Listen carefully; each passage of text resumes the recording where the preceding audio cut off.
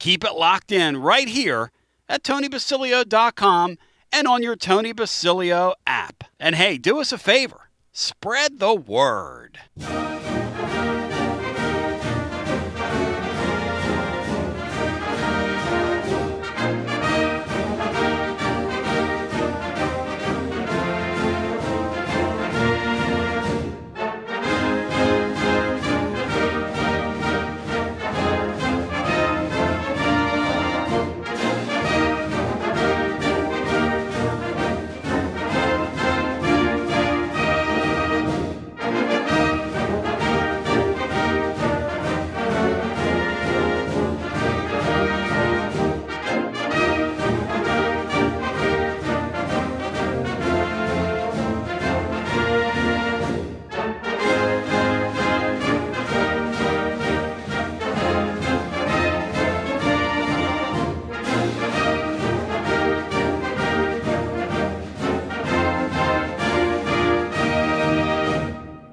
Another award-winning, thought-provoking, action-packed edition of the Tony Basilio Show is coming up next. Tips are always appreciated here at TonyBasilio.com, home of the Tony Basilio Show.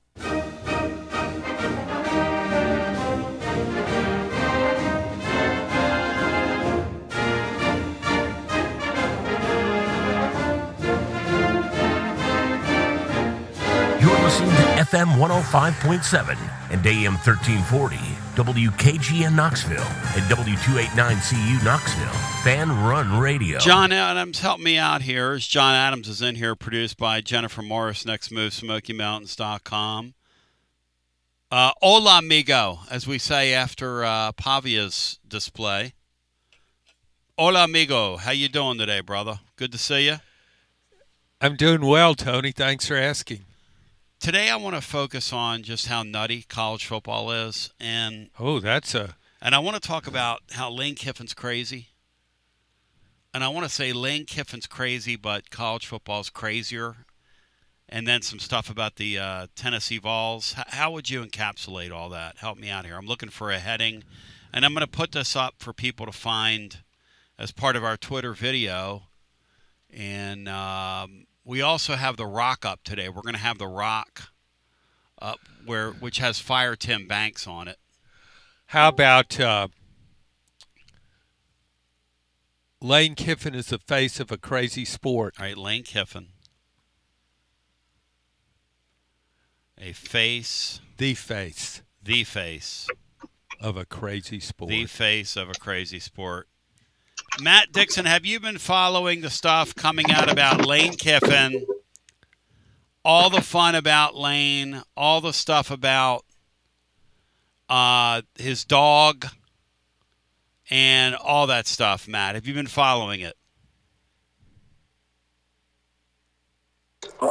Of course. Yes. Of course. Absolutely. Do you think a lot better than focusing what happened on the field Saturday? Do you think Lane? Yeah, like I'm all plaster today, and I put on Twitter just now that I hope we can talk about Twitter's bowling deal that he had yesterday, where he had all these kids out bowling, and who had the kids out bowling? Plaster. Oh, and and then the kids got to all get a Christmas present. Really neat thing, you know.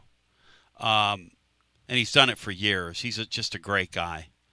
But Lane Kiffin is the face of an insane sport. And then we have tons of Tennessee stuff to talk about. Tons of Vols stuff, too. Matt, the thing with Lane Kiffin and his dog, he wanted us to believe he had this dog all these years, and his dog had a Twitter account. And his dog hasn't been in his possession for over 3 years. And then and then they're saying the reporting down there, and we really have to get our guy back on. Now I want Neil McCready to continue to dig, which they're digging right now. They're digging and exposing on Lane Kiffin. But this thing about how Kiffin had to turn his dog back into the handlers because the dog got hit by a car. They determined that he was a bad dog owner. The dog got run over by a car. And then after that, when he turned the dog back in, Matt, it had injuries. But he was using the animal for karma farming, or what do you call that, for farming, content farming, hits and clicks, 3.5 years after he gave the dog up, Matt. The dog was tweeting over the weekend about this situation. Now, what is wrong with it? What hasn't this Kiffin guy done? What won't we do to win a game? Was the dog hit by a Lexus?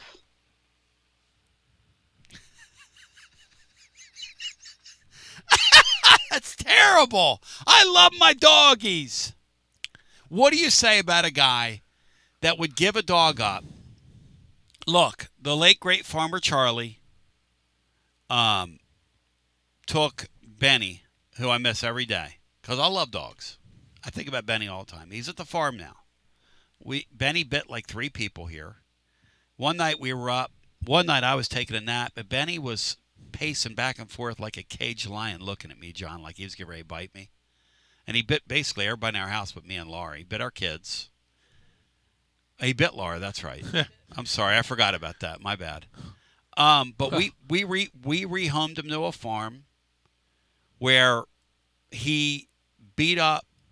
They have a dog down there with 1 leg on the farm, and he picked a fight with that dog. Or 3 legs or 1 leg, sweetie? 3 legs. And he picked a fight with the dog and beat that dog up. He bit the mailman's truck in the first week. He bit a delivery driver that brought some stuff to the farm, and now he lives across the street from the farm. He left him for another lady. Is she still alive? Yes, but we gave the dog a better life. And we got, sometimes that happens. You can't, there's a certain breed of dog. So you're saying this is the story that because I haven't read this. This is a story that like he hasn't had the dog for 3.5 years, and he's pretended to use the dog as just like a kind of a feel-good, love-lane kind of story. Yes. And as an addendum, he didn't take care of the dog when he had it. Is that right? Yes. He left a car in the ditch at one place and a dog figuratively in the ditch at another place. Well, he also named his son after Knoxville and then changed that when he left. Yeah, his son's name was Knox originally. I thought it still is. No, his son's name is Monty now. Look at John's face. What? This Kiffin guy, I'm telling you, John, it's either going to be at LSU. Now, I told you a couple years ago, I called the shot on, because I knew Brian Kelly. He was never going to work down there. In retrospect, was that ever going to work? His personality in that place. Well, I mean, Nick Saban's personality didn't fit that place either, and he won a national title. But Brian Kelly's extremely thin-skinned. Like, he couldn't handle it. Well, I think Lane Kiffin is thin-skinned, too. It's going to be fun. He cares about what people think. Yeah, he's nuts. Yeah, I don't think LSU people should assume national championships are getting ready to roll in here. I go back to last year. You talk about talent, and he's going to a place, and I think everybody would agree, you have a better shot at a national title at LSU than you do at Ole Miss. Yeah. However, his 2024 Ole Miss team, that team sent about 8 guys to the NFL. I got some stuff to show you. Quarterback. I mean, that was a very talented team. I got some stuff to show you. I thought it had as much talent as anybody other than Ohio State. I got some stuff to show you on that if it ever comes out. What? I'll show it to you. Lane got up yesterday at the press conference in an impromptu fashion. I don't know if you saw this, but he claimed that Ole Miss fans tried to run him off the road. Oh, on his way to the that. airport. Okay. Here's my question for Lane Kiffin and anybody in that car, including his dog, Juice, that doesn't exist. Because his dog has its own Twitter account with a phone. Everybody with Lane. Is Juice still alive?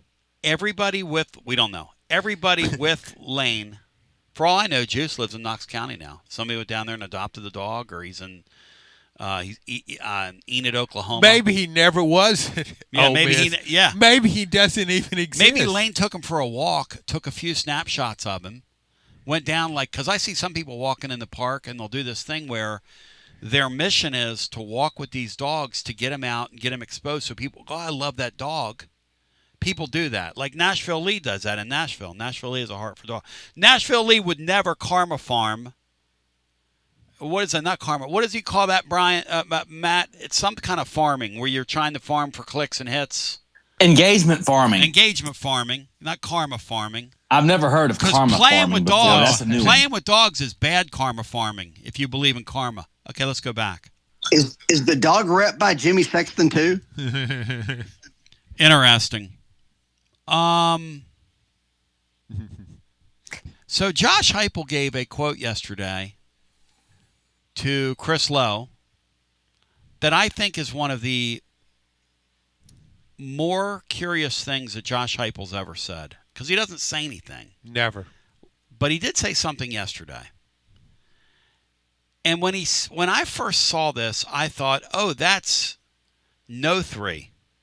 Because there's an on 3 and then there's a no 3, and they look exactly alike online.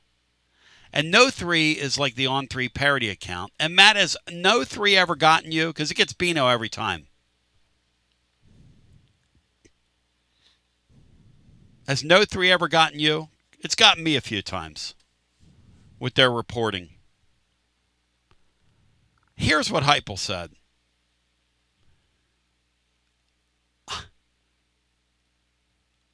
He knocked down the rumors that he's a candidate at Penn State. He said, I wouldn't want low expectations. That's part of why I want to be here. We'll win big.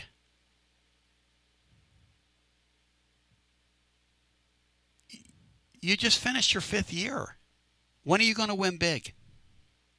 I mean, you've won okay. Is it like going to happen in year 12? 13? 14? I thought it was a parody account.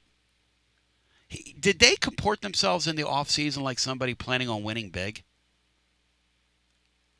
No. Would you keep Tim Banks as your defensive coordinator, John, if you were planning on winning big? I mean, I read that and I thought, did he just tell Chris, make a quote up and attribute it to me? Like I used to do in wrestling?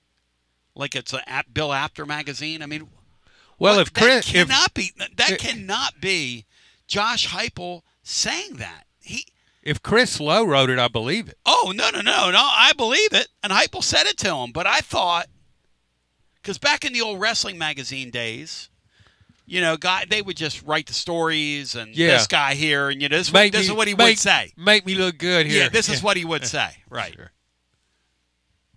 Matt, when you read that quote, did you... Because here's the thing, Franklin's won more games than him. Franklin went to the semifinals of the deal last year. I mean, what? Huh? Does he follow the sport? He's talking about Tennessee, though. Did you read the article? The tweet totally took the quote out of context. It makes no sense, Matt. But no, it makes a lot of sense. It's exactly what our fans have been complaining about Heupel not saying in press conferences. He's showing a little bit of fight and expectations. But he shows no fight. Talking about but he shows no fight. But he shows no fight. But he shows no fight. But he shows no fight. Matt, come on. Does he not? Yeah, and that's what I think this quote's different. It shows something different. It makes no sense. He actually said something of substance. It makes no sense. What he said makes no sense. I'm sorry. You can say, what do you mean it makes no sense? It makes no. He does not comport himself like somebody that's trying to compete at the highest level. He does not. Well, they went to the playoffs last year. Right. They won 11 games 3 years ago. You can't make the playoffs every year. Wait a second. He's talking about a program that went to the national semifinal last year. He was the quotes about Tennessee. It has nothing to do with Penn State. It does sound like he's taking a shot at Penn State, but I don't think that was his intent. I don't think that made it look like it was Penn State that he's talking about. He's talking about Tennessee. That's the point. It wasn't about Penn State at all. It had nothing to do with Penn State. It's all about Tennessee. It came across you have to read the article. But it did come across as though he was taking a dig at Penn State. Yes, the tweet made it sound like he was taking a direct shot at Penn State. Yes, which is what 247 or On Through, whoever it was, does. They do that they take things out of context. Yeah, that's what happened there. But he was talking specifically about Tennessee and getting things here. It had nothing to do with Penn State. Nobody's arguing that Penn State's won more games. I wouldn't want low expectations. Why do you have Tim Banks as your offensive coordinator? Well, but go back to last year, and Tennessee had a great defense. Because they had players. 4 out of 5 years, just like 4 out of 5 dentists, recommend firing this guy. 4 out of 5 fans, 5 out of 5 fans. And, John, I'm not sure he's going to make any changes. Nobody is that I talk to. Nobody can say for certainty. Well, then what they need to do is bolster the roster. They need to go hard in the transfer portal and upgrade the whole roster. Why didn't they do it last year? Well, because they weren't going to have any players. I know, but they thought these other players would come on and be just as good as the ones they had. They played a lot of guys, particularly on the defensive front. I find a silly quote. I just find that whole thing silly. Where you been? And Matt says, well, he won 11 games 2 years. What does that mean? Okay, you won 11 games 2 years ago. What does that mean? Well, he's saying that they're in the running for the playoffs. He won 11 games with somebody else's players. We need to open our eyes here, party people.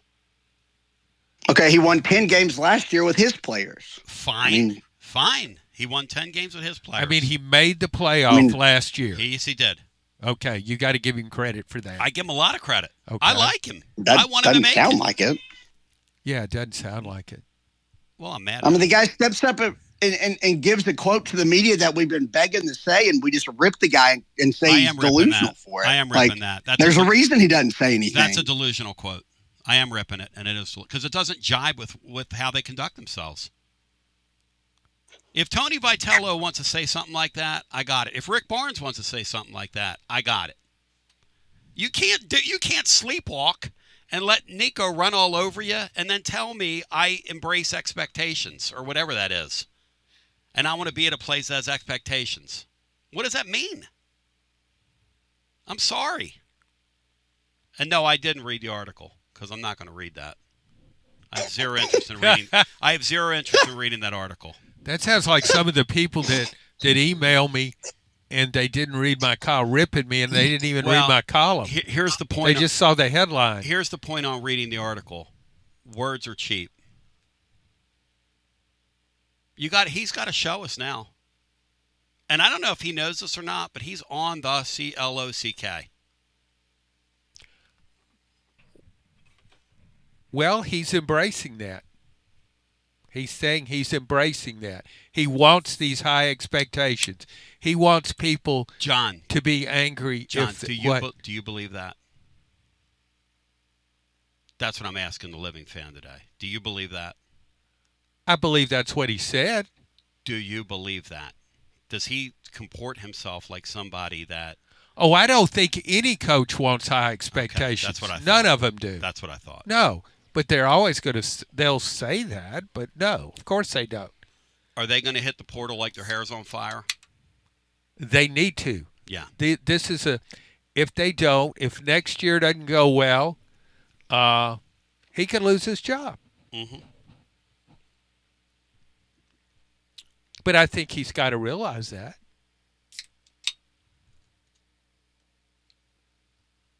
You don't think so? What's that? You don't think he realizes that possibility? That's a very curious thing to say. What's so curious about it? He's never said anything like that. Oh, you say what he said is a curious... Yes. Okay. Well, you know what that tells me? What? A coach, I've seen it for decades, right. And it's really apparent at SEC football media days when they come out. A coach who's under the gun, who's got heat on him, he doesn't go and say, well, I don't know. We got a young team, and I think we could come along and get better, but there are going to be some roles. No, he says, I feel really good about this team. He knows there's the term was always poor mouthing. Vince Dooley was a master at it. Yeah. He would get ready to play an inferior team and talk about how good their kick coverage team was for that particular team. But once you're under the gun, once the seat is reached very warm, there's no point in saying that. You got to win, so there's no holding back. Just let it go. There are whispers out there that he might be shopping for an agent, which would be very interesting if that occurred. Particularly one that controls all the power in the deal that is AD doesn't like. Jimmy Sexton. It's going to be interesting. It's going to be an interesting 12 months. Well, but the thing about it, and one thing that I would keep emphasizing, transfer portal. That's what I wrote about the other day. Yeah. When you look at your roster and you see, okay, I think this guy could do that, or this guy could develop into this, or whatever, that's fine, and maybe they will.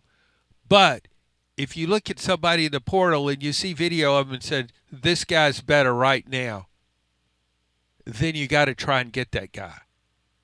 I think not just positions of need, but you have to try and bolster your roster in every way possible. So where is the sport right now, right? Crazy land. Yeah, it's crazy. It's to the point where somebody like me, I didn't read the article yesterday. You know why? Because words, at this point. Just get back. Here's the whole. Well, I want to go back to something. Tomorrow is signing day. We have our recruiting Who cares? guy. Exactly. We have our recruiting guy X in here. Generally, we've done like snapshots of who you're signing and how it works and this, that, and the other.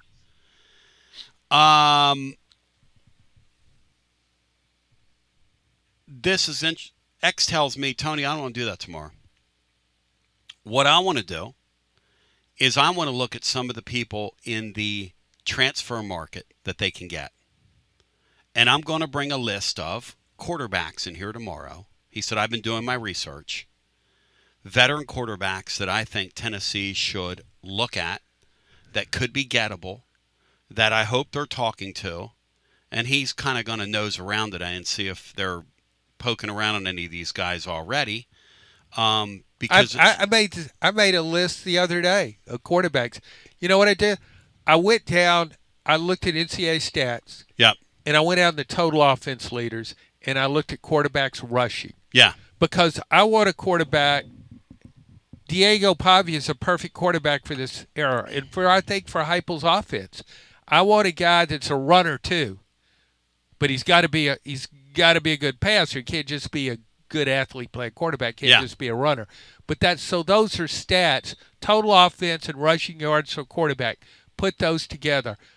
I love that quarterback at Cincinnati. Oh.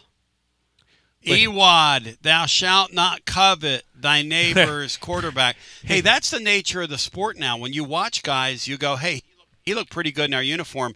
Tony Vitello taught me to do that. Brian Hartman, early in the process, there was a guy named Joe Lee that played for somebody. He came on the postgame show, and the Vols got involved with him. The tight end from, where was he from, Bri? Like Connecticut or something when we played them? Yeah, he was Connecticut, and he ended up going to North Carolina State. Yeah, and he had a nice played career against them the second year in a row there. Yeah, he had a nice career there. Yeah. Okay, so back to me. Okay? Back to me. Pruitt's Net Gator says the following. These are coming in so fast I can't keep. He says, Tony, you can't say all day that he should say something to the media and then when he get upset when he does. Yes, I can. Hang on a second here. Just because you talk to the media doesn't exonerate you. It means, okay, now you've talked. Absolutely. I can critically say, wait a second. That doesn't make sense with what we've witnessed here the last 12 months. So you're basically saying, well, why now? Well, that's true. Yes. Why all of a sudden are we having, because we got smoked. by Vanderbilt in our building. And it's a new day. It was a tie at halftime. Oh, I forgot. Yeah. And it's a new day now. And that shows me that we have a coach now that's feeling the heat, which is, I think, a good thing. But the question is, what are you going to do with the heat? Brian Kelly was feeling the heat last year at LSU and went out and got about 20 guys. Yes, he did. He completely rebuilt his defense. Yes, he did. The irony being his defense was great and his offense went in the tank. Which is the nature of the modern era. And to Matt, I didn't read the article because that stuff drives me nuts. Okay? But you are right. If I'm out of context there, I apologize. And I'm going to go back and look at the article now just to see if I'm out of and I'll tell them myself if I'm out of context.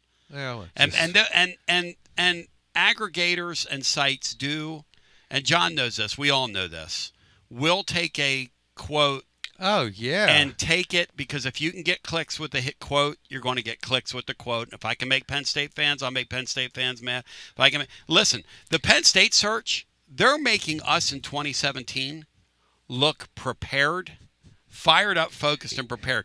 They're going to end up hiring the guy that kicked a divot last night on Monday Night Football. He looks just like the guy, Win-Yu Koo. Brian Hartman. Bang, ding, ow. Brian Hartman, did you see the guy's field goal attempt last night with Win-Yu? Yeah, he hit he made a connection with the turf. He hit it square on. It is the all-time football folly. Did he fall down? I didn't see it. John, I read about it. John, he goes to kick a short. It's like a short field goal. Uh-huh. It's a makeable from the NFL. He slipped? No. He kicks his pivot foot. He goes to follow through, and his kicking foot gets caught on the turf, and he never makes contact with the ball. He stops like 9 inches behind the ball. His poor holder, at that point, it's a game we used to play. And Laura says I got to get a break. She wants to yell at me. All right, Matt, see what you've done? I'm going to get yelled at here. We're going to come back on the other side. I'm going to get yelled at. We have 3 calls. Yeah, but that's just words. You don't have to listen to them. You don't have to read them. Living Vol fan, make Alumni Hall your one-stop shop for all your Vol fans on your shopping list this holiday season. There's nothing better than getting your favorite Tennessee gear under the tree. Picture it, a nice polo shirt, a new hoodie, something for the man cave. Pop in and see my friends at Alumni Hall. Best selection of Tennessee gear. Alumni Hall, 3 Knoxville locations. Bristol, Johnson City, Murfreesboro, or online at alumnihall.com. It's easy to have a big orange Christmas. And happy holidays from everyone at Alumni Hall. The ultimate volunteer shopping experience. Alumni Hall. Preparing food for a big gathering can really take it out of you. That's why you need to call Calhoun's and check out their selection of party platters. Whether you're hosting a party for the big game, a reunion, or just an everyday gathering, a Calhoun's party platter is next level. Choose from Calhoun's always excellent chicken tenders, fly with Calhoun's wings, or boneless wings with a variety of dipping sauces, award-winning next level melt-in-your-mouth barbecue ribs, or delicious spinach artichoke dip, or get one of each. Plus, if you're doing burgers or sandwiches, Calhoun's has lots of side dishes like spinach Maria, baked cinnamon apples, Smoky Mountain baked beans, or creamy coleslaw. Available in pints, quarts, and gallons. And to finish things off, pick up one of Calhoun's great desserts to go, including homemade cheesecake or key lime pie. Calhoun's, simply your go-to party headquarters. With 9 locations all over East Tennessee, you can order online and just pick it up. Calhoun's, one of the Copper Cellar family of restaurants, along with Chesapeake's, Copper Cellar, Corner 16, Cherokee Grill, and Smoky Mountain Brewery. Eat local, eat good.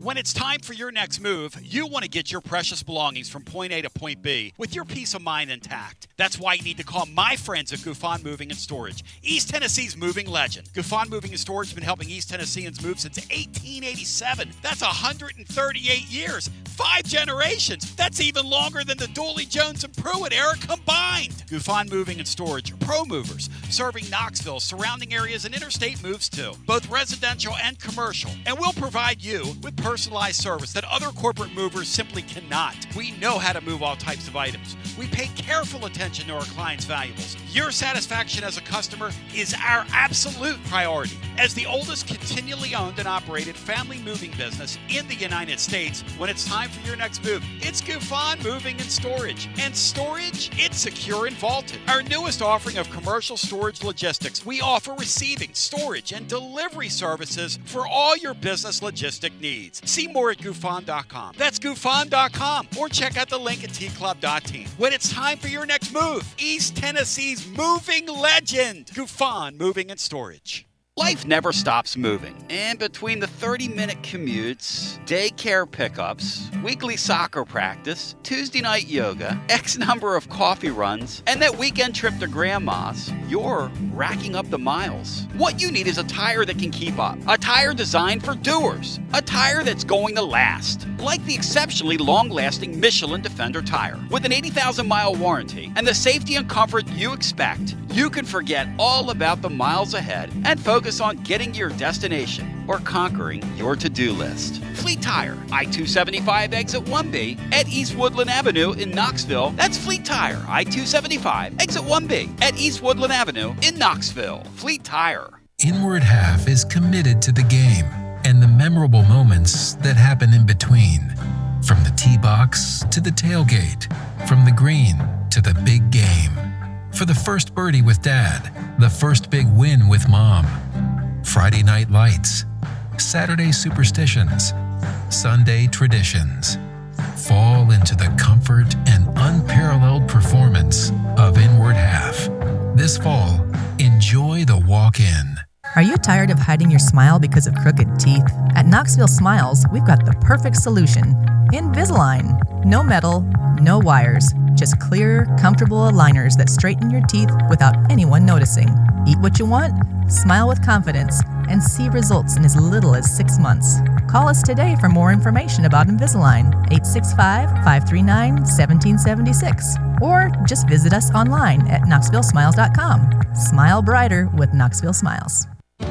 Out-of-town law firms have been swarming into East Tennessee lately. From Memphis, Chattanooga, and Birmingham, they've stormed into the area. Wouldn't you rather do business with a local firm? You know, a true neighbor. Marcos Garza and the pros at the Garza Law Firm are just that. There are neighbors and friends that support local causes year-round. The Garza Law Firm works to serve you professionally on criminal matters, injuries and accident matters, and Social Security and disability filings. The Garza Law Firm is here for you at garzalaw.com. The Garza Law Firm. Let us help. Brr, it's getting cold outside. Is your heating system ready for winter? Don't wait to find out.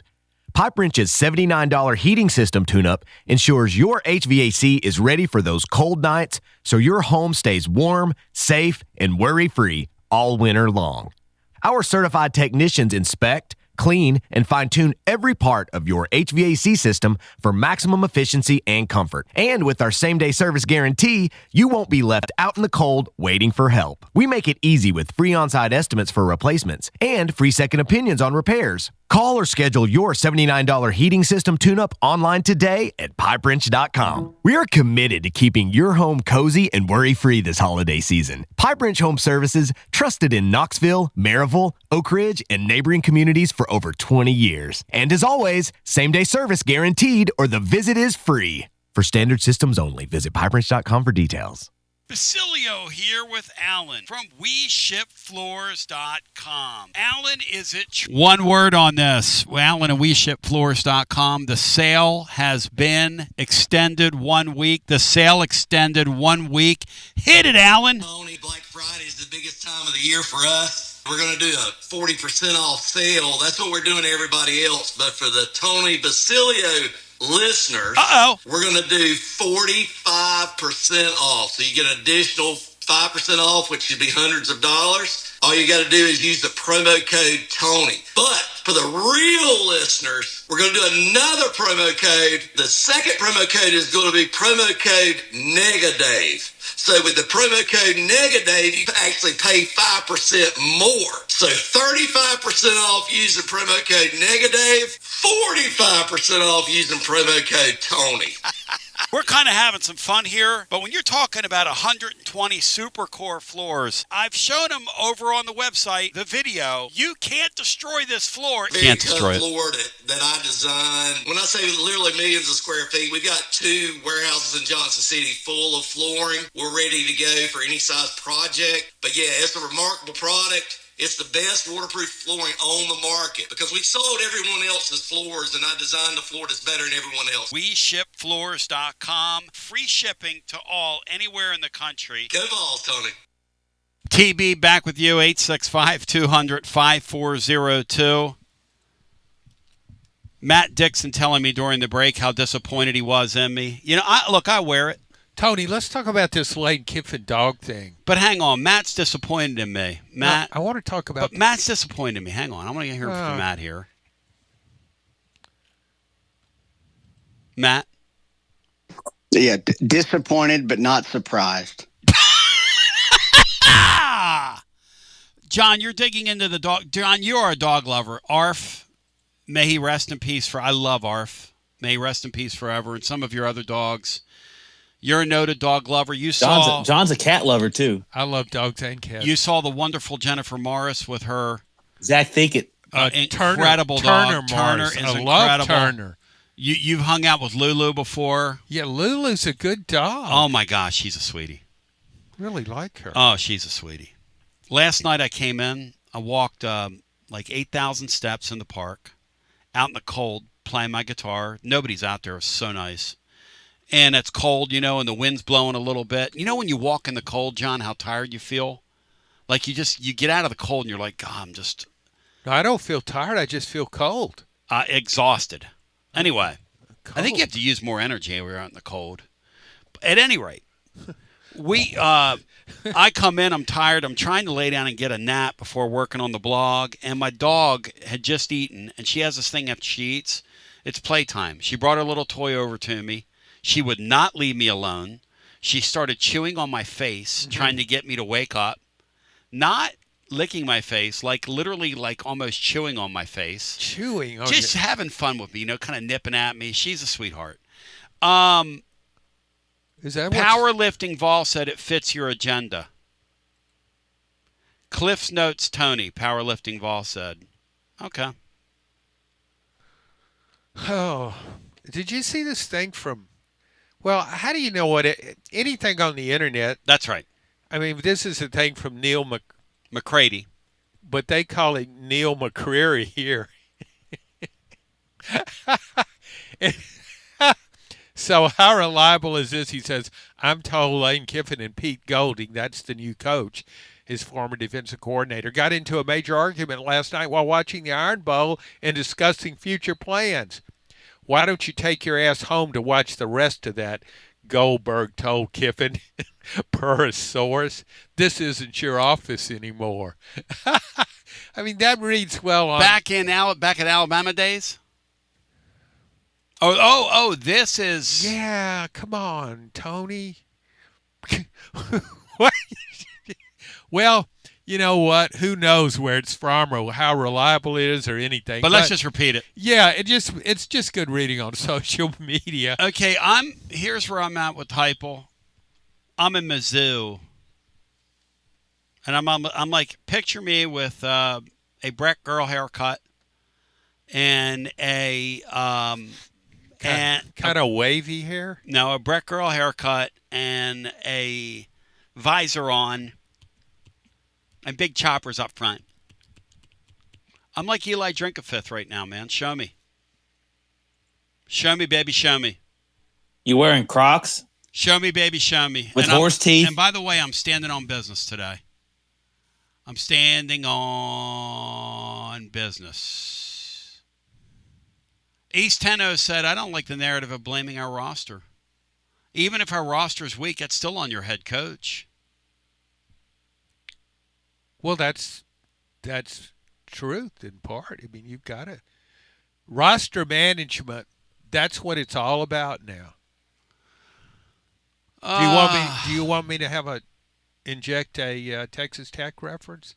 That seems to antagonize you when I. That's the model for college football in this era, Texas Tech. You're right. And Alabama's a model for college football. All those recruiting classes in the top 15 we had and all that stuff, and they put together a ragtag team full of G5 cast-offs is what that was. You're talking about Vanderbilt. And yes. And they go out there and smoke you like a joint cigarette in your building. Their talent level is better than what you're saying. Well, where'd they get their players? They're all G5 cast-offs. That's what they are. Well, not necessarily cast-off, but experienced players who look pretty good. Oh, yeah. New Mexico State? Like Matt pointed out a couple weeks ago. You used to make it sound like G5 teams didn't want them. They actually recruited them to what's a higher level in the SEC than Group of Five. Star Thomas. Thank you. Diego Pavia, that tight end. Eli Stowers. And there's several other. If you look at their team, there are several other guys that they've gotten. But those are outstanding players. Hey, I didn't say they weren't outstanding players. I guess the point is there are football players all over the place. They're outstanding players. They're just G5 cast-off, John.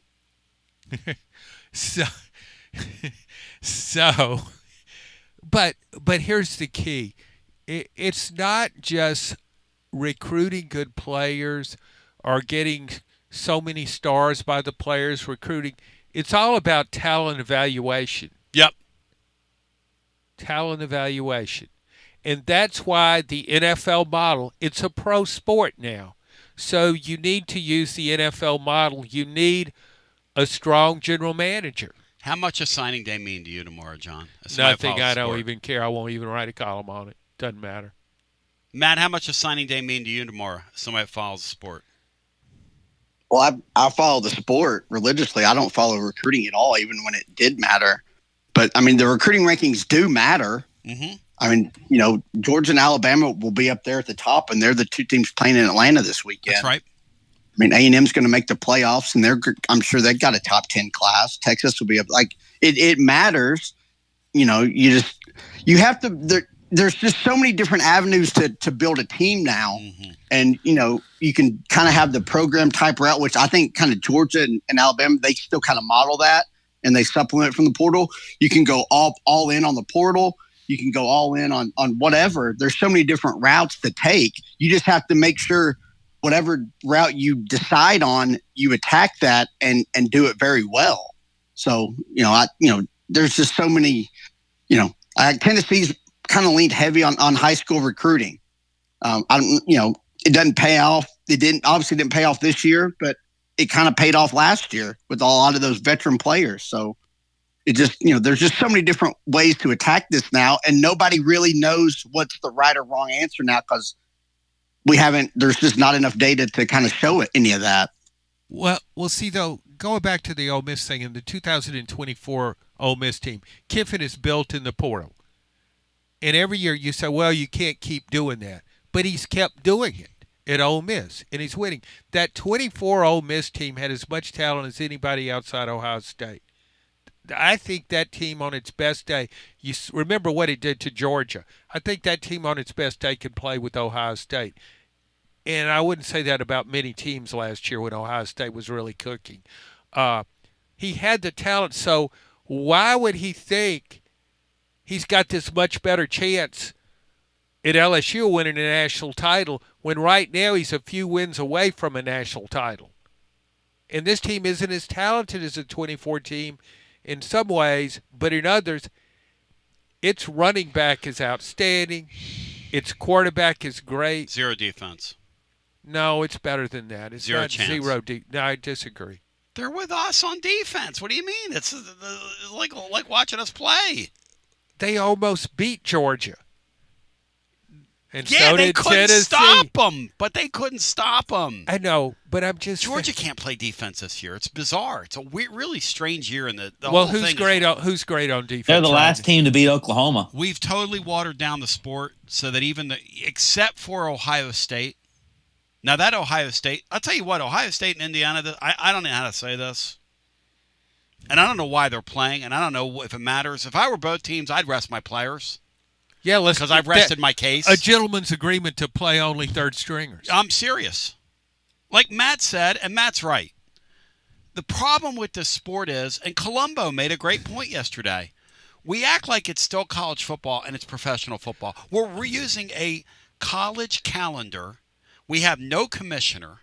We've totally cast Lane Kiffin into the spirit of being a bad guy when he's really a dog-loving, canine-loving, soft, fuzzy family man is what this guy is. Mm-hmm. A guy that's, a well-adjusted 50-year-old man who came here, gave it his best shot. I did my best, but I guess my best wasn't good enough. All that stuff. Tony, I think a lot of people have imaginary pets.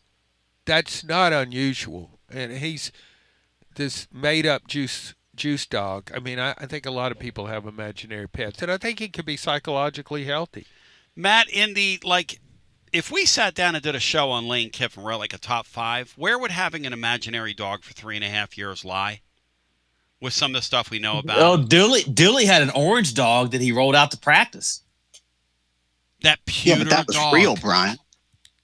What? That pewter the orange concept behind it didn't work, but that was at least a real dog. Weighed like 40 pounds. Do you remember it, John? The pewter orange dog? You don't? No. What? I think I also got a picture of it on my phone. I know Matt has a picture of it. Matt's like this was a real dog? Matt's like Reddit, man. If it happens on the internet and involves the Vols, he's got it on his phone. It was like a statue of a dog. Oh, okay. The pewter. Okay. It was Yeah. That thing that was, but I keep saying pewter. Pewter's a color. It was made of like ceramic or whatever, and they used to wheel it around. I knew somebody on the sports staff, and they said the thing weighed like 40 pounds. It's a total pain in the ass, they said. We had to like wheel this thing around. And it was what was the point of that? It was cumbersome to pick up because you would hurt your back. I don't know. It was one of Dooley's. All right, let's go. So Nick Wilson says, I'm talking both sides of Matt. Let me back up here. I want to apologize to our head coach. I'm just mad about the Vanderbilt game. I shouldn't have come on here without reading the article. And since Matt said it's, I can't skip the article. Someone wants to send it to me, fine. But I'm very frustrated by what I saw Saturday, and I'm having like a hangover from being on for 5.5 hours. Please forgive me. Please release me. Let me go. Engelbert Humperdinck. Let's go to the phones. And I can do that, right? I can come to you and say, at least I'm admitting that I didn't read like when Matt brought that up, at least I'm admitting that, hey, I didn't read the full article because I'm burned out on the whole thing. But you know what, and I'm Tony? frustrated and I'm aggravated, and the thing aggravates me. And this past year, a guy making that kind of money, to let Nico, the more I think about it, the more angry I get, and I'm sorry. But a guy letting Nico and his family walk all over him pisses me off. The whole thing with Boot Carter back in the summer, when you're going to have a leadership council, and they tell you not to keep a guy on a team, and you keep him on a team, and I get it. He wants to win. But that urinates me off. The whole thing. So, I'm really sorry. I'm Tony, sorry. Why don't you go ahead right now when you're in apologetic mode? Why don't you go ahead right now and apologize for the times in the future that you will do the same thing?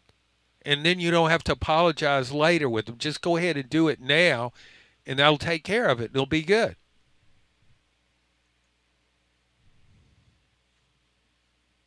You've got a caller, don't you? Let's go to the phones. I think I've absorbed enough abuse here. Hi, welcome in. You're on the air. What's up, Tony? Hey, welcome in. You're on the air. Thanks, buddy. It's Rusty. Hey, Rusty, welcome in. Thanks, man. Everybody doing okay? Recovered a little bit? Doing great, buddy. You know what I thought was the best part of the post-game show Saturday night, which finding a best part isn't really hard to do because we were all pretty distraught, but the old boy going off on everybody and then telling Doc Sinclair he's a POS. But the best part about that was the fact that he said he didn't call him Sean. I went back and listened because I thought I heard it right. He called him John. He thought he was talking to John Adams and called Sean, representing John Adams, a POS. No, I think he knew he was talking to Sean. I think he just misspoke.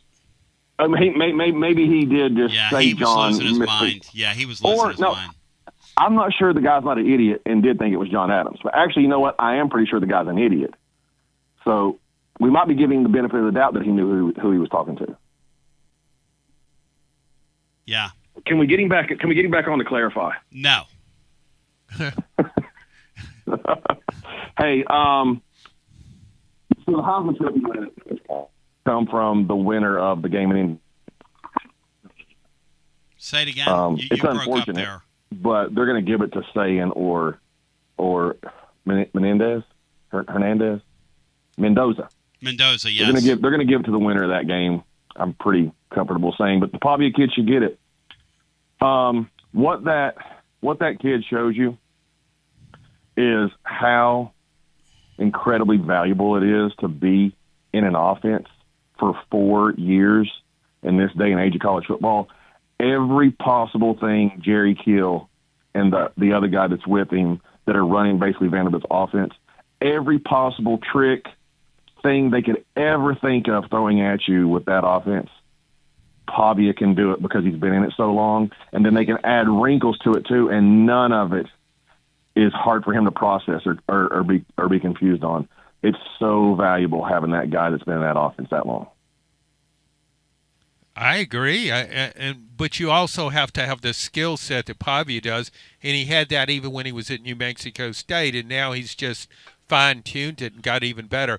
But to me, Pavia, I'm voting Pavia number one. I don't think the other guys are close. When you look at all he's done, he runs an offense. How many quarterbacks right now in college football run the option, drop-back passing game, are a terrific runner in the open field? They do so many things. How about the ad-lib stuff he does? I know. Where he runs to the side, he runs up to the line of scrimmage and keeps his eyes downfield. Oh, he's running RPOs right over you. That's crazy. That's the craziest thing that I've seen anybody do this year. Crazy. Is the quarterback power RPO. Nobody's doing that. They're running a run pass option like read the running back where you got the ball in his belly, and if the linebacker doesn't come down, you pull it out and throw it to the receiver, vice versa. They're doing it with have Pavia act like he's running power, and if it's wide open for him to run the power, he just keeps it and run with it. But if the linebacker feels that hole and he can't throw it, and he can't run it, he just raises up and throws it downfield to a guy one-on-one. It's a really nice wrinkle that they added. Again, have a guy on the offense for 4 years, all these different things you can do with him, because he knows all the basic stuff inside and out, back of his hand, however you want to say it. And now you're adding so many extra wrinkles to it. It's really pretty. I don't know how good he would be in Lincoln Riley's offense or Steve Sarkisian's, but he's perfect for what they're wanting to do. It's like the Naval Academy and what they've done forever mixed in with some veer and shoot. It's crazy. I really think he could fit into any offense. If you look, and I don't know that I've ever seen a team do this. Vanderbilt's offense changed in the last part of the year. When it got behind against Texas and it started throwing the ball all over the place because suddenly the option, ball control, run the clock offense no longer can help you. It does a completely different thing, and it excels at it. It's got speed at wide receiver. I think it would have beaten Alabama with that offense, but you only saw it really against Kentucky and Tennessee, both of whom it just moved the ball at will. Oh yeah, they're nowhere near making the playoffs, and they're not going to. But if you put them on a neutral field with Bama, Texas, Ole Miss, Oklahoma, Oregon right now, I would take Vandy every day of the week the way they're currently playing. Yeah, they belong in the playoff. It's crazy to say that. Yeah, but they're not getting there. No, they won't. There's no chance. But I don't think there's not a doubt in my mind they would win a rematch against Alabama. I agreed. I just said if they got into the playoffs and played any of those teams, Vandy would, at the current rate, would wipe the floor with all those teams. They're playing better football, but they're way out of the party. You guys were talking about high school recruiting and portal. The last year, and I think this year, we're going to sign like close to 22, 23 guys in the high school recruiting class. Maybe, I guess things could change between now and tomorrow how they do it. that is a thing of the past, and they got to get out of it. You do not need to take more than like 12, 15 at max high school football players and be super selective on the ones you take, the elite talents, the guys that can come in from high school and be day one starters like a Ryan Williams was at Alabama, or like a Jeremiah Smith was at Ohio State, or even a David Sanders at Tennessee. Guys that you know are the creme de la creme. Be super selective on the high school guys. Keep it small, 10 to 12, and then instead of getting 25 high school kids, those other 15, 16 spots that you're not recruiting out of high school, go get those guys out of the portal. So you do like 12 to 15 high school, 12 to 15 out of the portal. And that's how you build your roster, with older dudes mixed in with some young talent. And that's what Vanderbilt's done. That's what Indiana's done, and a couple other places that are in the playoffs. Signing 25 guys feels like vanity to me. It just feels like you're trying to placate your fans. It's silly. Yeah, you're wasting spots. I was reading an article spots and money, praising Southern Cal for having back in the, it's like back in the old days. Southern Cal's right at the top of college recruiting. Yeah, big deal. Yeah, it does. High school recruiting is for 3 years from now, and this is no longer a sport that is a 3 years from now sport. It is a next year sport, next year sport, next year sport. Exactly. Yeah, it's not even. And Rusty, thank you. It's not even like you have teams anymore. It's not even a program anymore. You have teams. That's why this whole thing about people getting on here and beating on Heupel, well, he's in year 5 and you shouldn't lose. You're not in year 5 anymore. You're in year 1. Every year for these coaches is year 1. You're not in your 5th year. That's a misnomer. Do you think Lane Kiffin will have an imaginary cat at LSU since they're the Tigers? Let me tell you something. Vanderbilt's getting serious. They did it. They flipped imaginary cat. What will he name his cat? Deuce? There's Juice, and there's got to be maybe Deuce. By the way, he'll name it Mike after Mike the Tiger. The Curtis kid. Mike Dickett. The Curtis kid, the incredible uber quarterback, super quarterback, Tim Tebow-like quarterback in the mid-state, just flipped from Georgia to Vanderbilt, number 1 quarterback in the country, which is what Rusty's talking about. That's the type of guy you add to your deal. And so that kind of answers the question. But you know what? If I'm Vanderbilt, wouldn't I rather have spent that money going and getting a quarterback that's already done it? Right. Did they fall into vanity? Yeah, it's like all of a sudden we can get this kind of guy. But is that really the way you want to do it? Because what you're doing now is working great. Playing at his level, a couple weeks back, he concussed 2 players in one football game. He ran them over at the point of attack and left 2 guys on the field with concussions. No way. That sounds like a Paul Bunyan tale. No, I'm being serious. That's what he did. This guy is, but he plays at a really low level of private school football, and who knows what kind of play. Kind of like what Tebow did, right? Tebow play a sort of a lower level of private school ball. He was at a private school, but I don't know that it was that low of a level. It's always low level, and because you're not playing, unless you're playing at one of these traveling academies. But he down there at what's the thing in Bradenton? What are they? IMG? Yeah. But Tebow just kept running over. He never Bishop stopped Sycamore. running over guys. Mm. And let's not forget Bishop Sycamore. So the Curtis kid flips to Vanderbilt. If I were Georgia's got Gunnar Stockton coming back next year. His backup, who may transfer now, is really good, I think.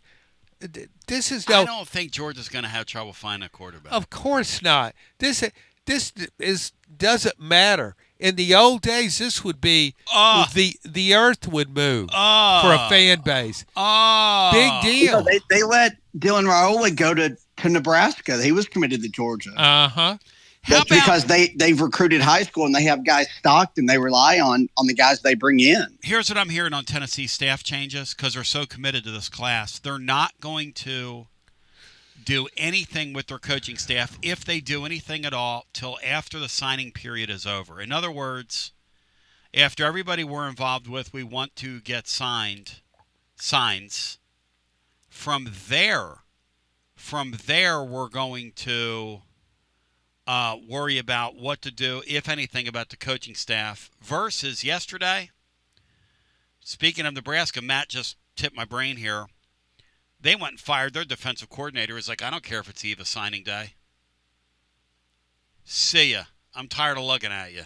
That's what Matt Rule said yesterday. We'll come back on the other side. It's interesting to see how different programs handle these things. I love the way Nebraska was all giddy because it extended Matt Rule's contract. Yeah. Okay, you got a 7-5 team. Is that what you're shooting for? Well, John, for them, for what they've been through. Yeah. Well, kind of sad, really. Well, it's kind of like us, man. You're not 7-5. I understand that, but for what we've been through, these people that want to fire Heupel are nuts. Oh, I see what you're saying. I might bang on him for this or that. I don't want the guy fired. You bang on everything. When are you going to win big? It's the hottest postgame show on the planet. Garza Law, fifth quarter fan reaction. Fan reaction. As soon as the final gun sounds, we're live. Score a TD every time with T3 Vodka. T3 is Tennessee's premium vodka, handcrafted with passion, precision, and a whole lot of pride. T3 Vodka is taking the Volunteer State by storm. T3 Vodka, handcrafted in the majesty of the foothills of the Great Smoky Mountains, where quality isn't just a promise, it's a way of life. Filtered 10 times and 80 proof. T3 Vodka delivers a smoothness that's unmatched. This dedication to excellence has already earned T3 Vodka prestigious accolades. T3 is a 5-time gold medal winning vodka and the 2025 SIPS Consumer Choice Award medal winner. Whether you're sipping it neat or on the rocks or mixing up your favorite cocktail, T3 Vodka is your choice for a premium, award-winning experience. Score a T3 TD and ask for T3 Vodka by name at restaurants and wine and liquor stores today. Drink it neat, drink it right, drink T3 Vodka and score a touchdown every time. T3, Tennessee's premium vodka. Distributed by Athens Distributing Company. Please drink responsibly.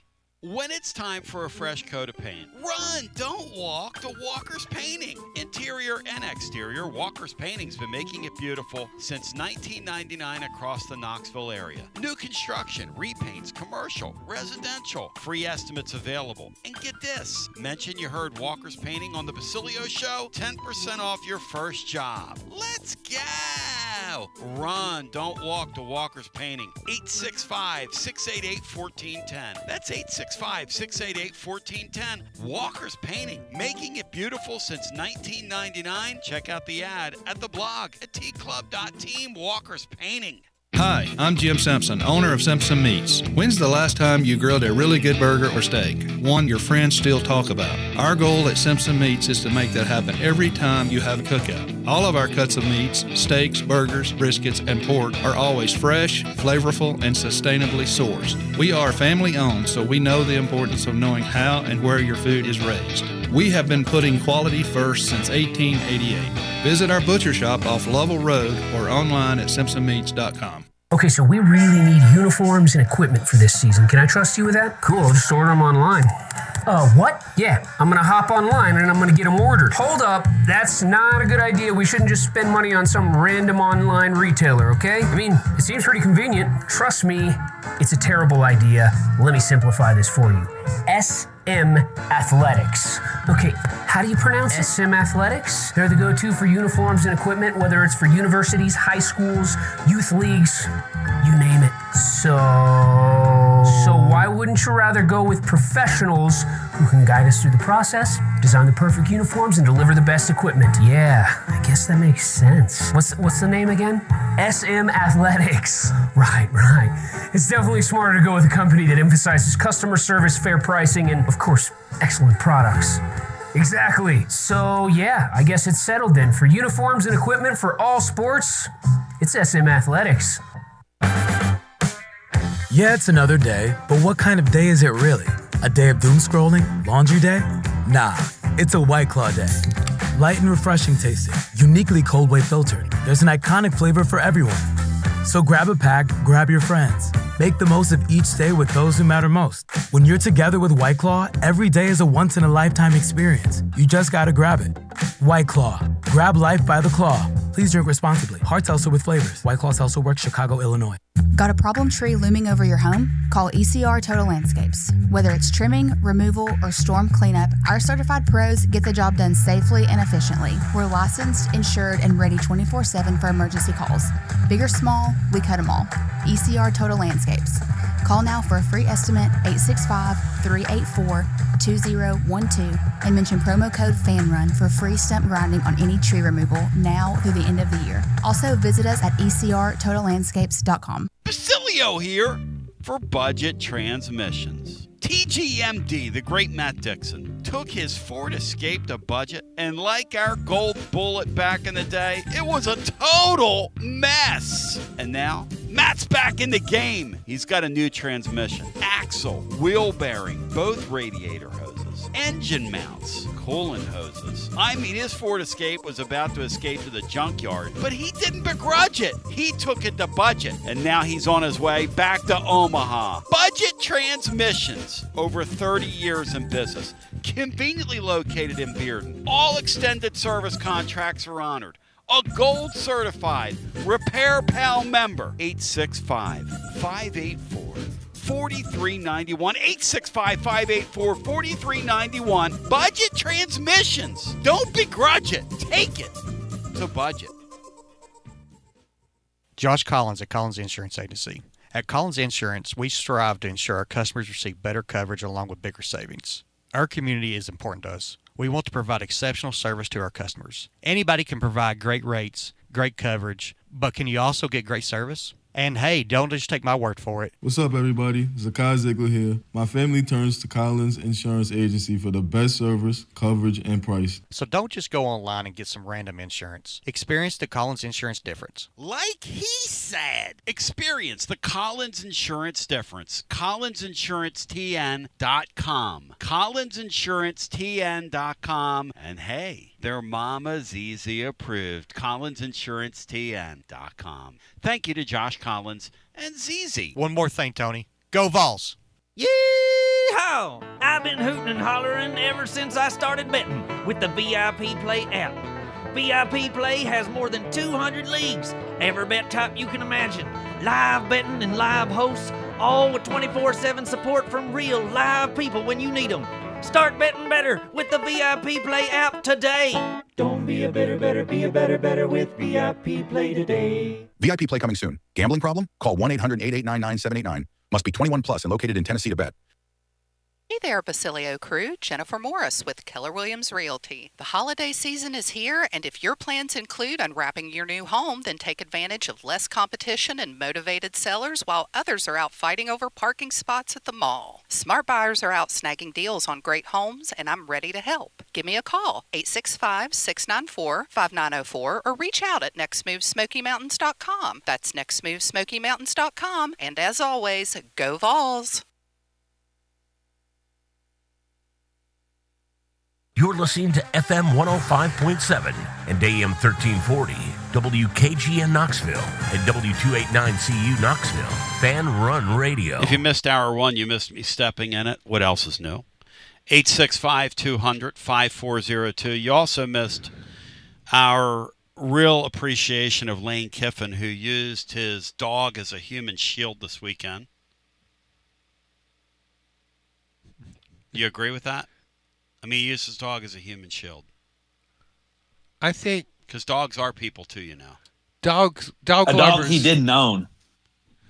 Dog lovers all over the world now are more against Lane Kiffin than the abandoned Ole Miss fan base is. They're more anti-Kiffin than the Rebels.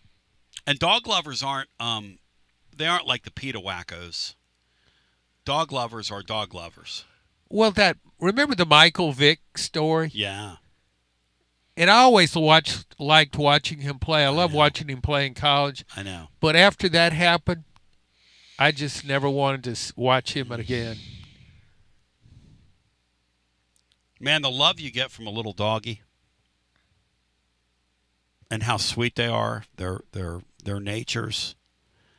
And Lane had one that he took care of so badly it got run over by a car. And then when they went to get it back from him, it had another injury.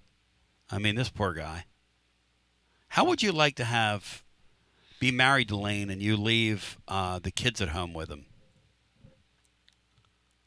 Would you trust Lane to babysit your? That's my point. I mean, he comports himself literally like he's 11.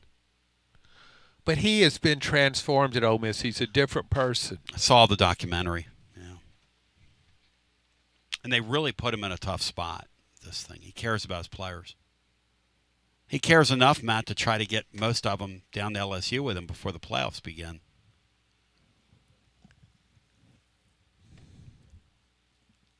I mean, he cares. And I care. You believe he cares, don't you, Matt? You believe he's a change guy? Cares?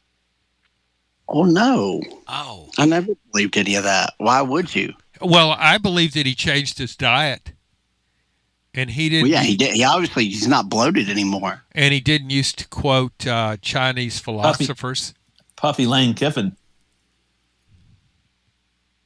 Puffy Lane.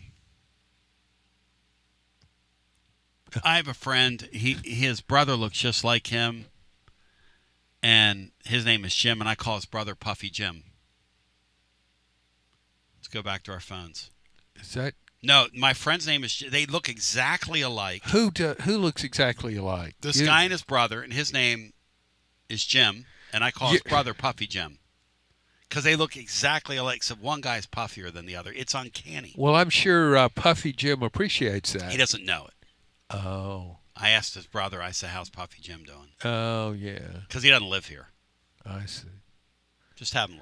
Yeah, I know. You're a compassionate dude, Tony. I'm a Lane Kiffin.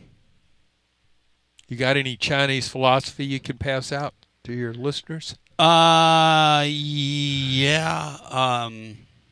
Confucius say? No.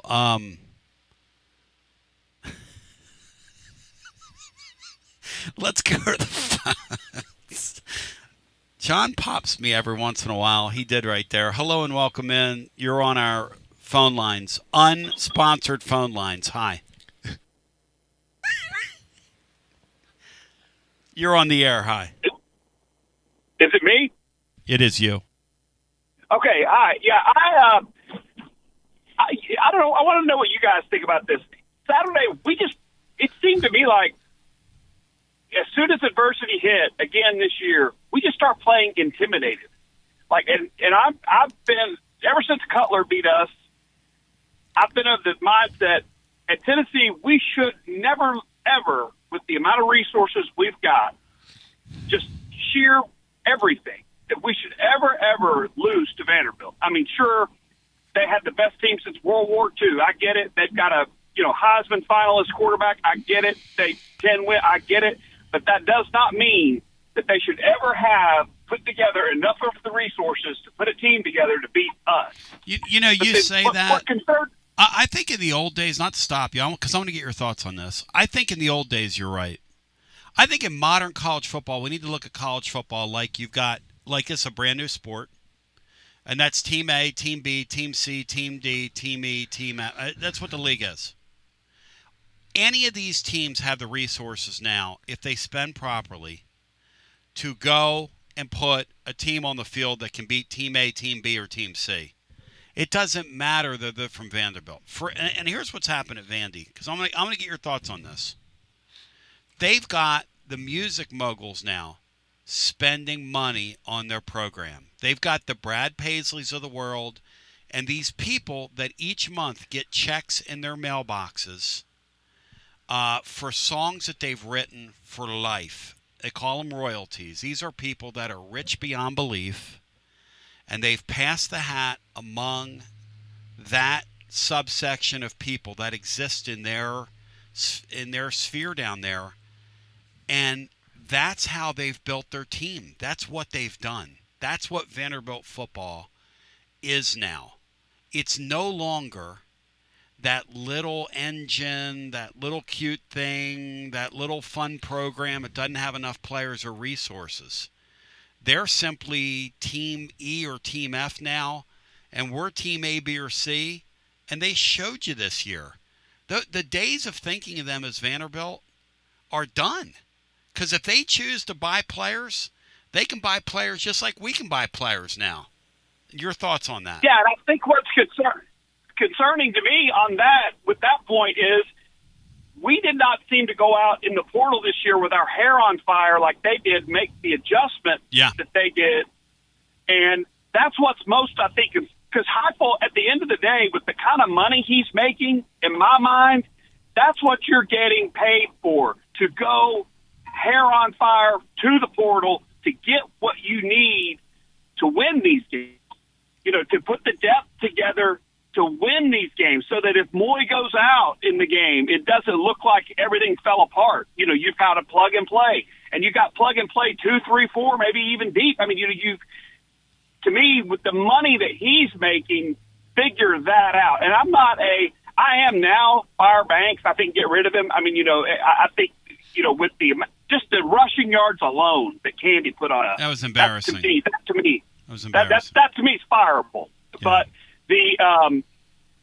anyway, but I appreciate you taking my call. Thank you. Well, here's the thing, right? And it's a worthwhile discussion to have, because when X reaches out to me and says, Tony, I'm going to come on tomorrow, but I want to shift the focus of what we're going to do because it seems silly to talk about several guys that are 3 or 4 years away from helping you.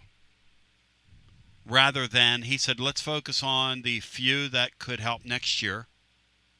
Like the Keys kid, the freshman wide receiver, he could help you next year. You get a 5-star receiver. You say that, and I guess, are we assuming Brazel's gone? I think he goes to the NFL. Yeah, he went through senior day stuff. Okay, so you got 2 starters coming back. Yeah. You could probably upgrade over one of them. Maybe get somebody can catch. No offense to him, but... Or move him to safety. Or move him to safety, which is where Alabama and Georgia both recruited him to play. Boy, and we didn't want to listen to that. That was a big drop. A huge drop. And it was such an easy... Can't do those things. It happens in the NFL all the time. I'm watching Sunday Ball. It happened a bunch the other day when I was watching Red Zone. But back to the point here. When X reaches out to me and says, Tony, tomorrow we just shouldn't do the thing on signing day where we do capsules. Let me do the deal where I put together a list of quarterbacks that I think are gettable. And then we talk about guys on the roster that are currently there that I think will make an impact next year based on what I know. And I said, that's a great idea. So rather than, Matt, spend our time tomorrow, and this just shows you the new era we're in, rather than spending the new our time tomorrow talking about these guys that are signing as if they're going to have an impact, because the truth is half of them won't even be here in 2 years. That's how this works. It's just how... Some of them won't be here after 1 year. I know, it's crazy. And the other thing that Sean Sinclair says that I think is accurate, and you're going to start seeing it happen more and more, is guys that are 4-star players that don't get on the field in year one are going to look to transfer from these places. They're going to get picked off these rosters. Yeah, that's already going to happen. That's already happening. Yeah. In a way, it's always been like that, because you have all these players that come in and many of them just never live up to expectations for whatever reason. But they didn't and you have never hear about them again. They didn't have the avenue to leave, though. You're right, but they couldn't just. If they win it transfer, they'd have to sit out somewhere. So that was a deterrent. But you're right. Yeah, I'm kind of thick, guys, but it sort of struck me when we played Florida. When you looked at the number of players that were on our roster 2 years ago, compared to the number of guys that were there now, in terms of, because it goes back to the old adage of, well, your team's never won at Florida. It's not your team anymore. It's like the guy in Indiana is an obnoxious kind of horse's ass guy. He's sort of like I am, to be honest. I could see you guys being buddies. And I'm not, and I know that, but I love hard and I care and, whatever. Who cares about me? You're great. But you're the point a good is, person. I care. You're a good person. I try. Yeah. But I'm kind of a jerk. And Puffy Jim probably doesn't think you're such a great guy. But the fact remains that when he said, he was asked about that Penn State, and they almost lost the Penn State game. But he said, none of my guys have ever, this isn't Indiana going to Penn State. This is the team I've put together this year. It's kind of like Vandy. Like everybody said, well, and look, I'm guilty of this too because I'm mad at our coach for losing to Vandy. But really, like Matt said in the post game, and he's right. And I'm not here to fluff Matt, who's been very hard on me today, by the way, and I have feelings. And later on in the hour, we do have an announcement to make about Joshy Boy because Nick Bockwinkel, too, our commissioner, has come down with a ruling on Joshy Boy's misconduct. What did he do on Saturday? What did he do? He had a very unfortunate phone call. Really? So, what did he give me some information? I didn't hear it. So, the question becomes, a chicken or the egg? Everybody's having this discussion.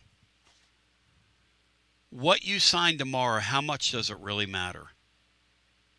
Rusty might be right. The Floridas and Georgias of the world, if you look at what they're doing, we're going to pick off 13, 14 guys that can help us. We're going to sign a decent number of guys after that. Maybe 1 or 2, 3 or 4 stick. Who knows? There are 3-star guys, no-star guys that are Hall of Fame NFL football players. So who knows how this stuff works? We'll go to the phones. Matt, are you of the mindset, because I haven't asked you this, that you're going into the portal and getting a quarterback and not worrying about the Pavia lawsuit or what that even is?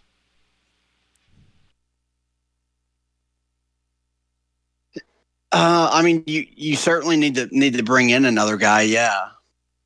And I don't know who exactly that would be, but there's plenty of, you can find a guy to be even just serviceable. That shouldn't be an issue, but yeah, you definitely need to bring in somebody. Because I don't know when is that lawsuit expected to be resolved? Who knows? If it's not anytime soon, you can't assume it's going to happen. So you have to go out and find somebody. The courts aren't on aren't on our timetable. You're on their timetable, which is something Marcos Garza's taught me. Yeah, through the years. They don't care about you. The courts didn't care about your football program, your quarterback situation. No, Tennessee has to go out and get a proven quarterback. A serviceable guy, John, or better than that? No. You got to get the best quarterback you can get. I don't know how much Cincinnati's paying its quarterback. But if you got the Cincinnati kid, wouldn't you lose the kid from Charlotte? I don't care. You keep saying it. This is not a building thing anymore. I didn't do it. I'm just asking you a question here. It's a team. I mean, you build a team for 1 year. If you can get a quarterback of that caliber, yes, of course you get him. That prattling empty barrel, Dave, is imploring us to leave Joshy Boy alone. Hey, listen, man. Here's the deal. Things happen. We have to respond to things that happen. An unfortunate incident occurred on the post-game show the other night. The tape was referred by Laura because the commissioner's office requested it. She had to spend part of her Sunday cutting the tape and getting it to the commissioner's office, and he's spoken. And we're going to read his ruling coming up, maybe as part of our Overdrive Overtime, which of now is unsponsored. So we have 2 unsponsored elements. If you want to sponsor our phone line or our Overdrive Overtime, reach out to me.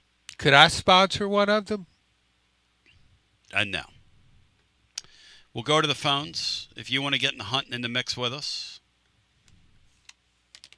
The Lane Kiffin thing is crazy.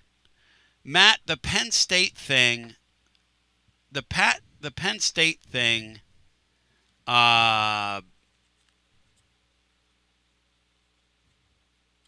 is really sad, isn't it? Put your money away, John. I don't want your money. I'm not Claire. I'm not going to call it sad. I mean, they haven't made a hire yet. It's strange silly that they would fire Franklin as quickly as they did, and then continue to drag this thing out and be one of the last schools to hire a coach. That's very odd. And look, because the point of firing him is to get a jump start on finding his replacement, and it's obvious that they're still struggling to do that after a number of comparable and some even below jobs have been filled. My brother Kentucky fired Stoops, and then less than 12 hours they had a coach. My brother reached out to me, and he says, what do you know about this guy, Shiitake? Yeah.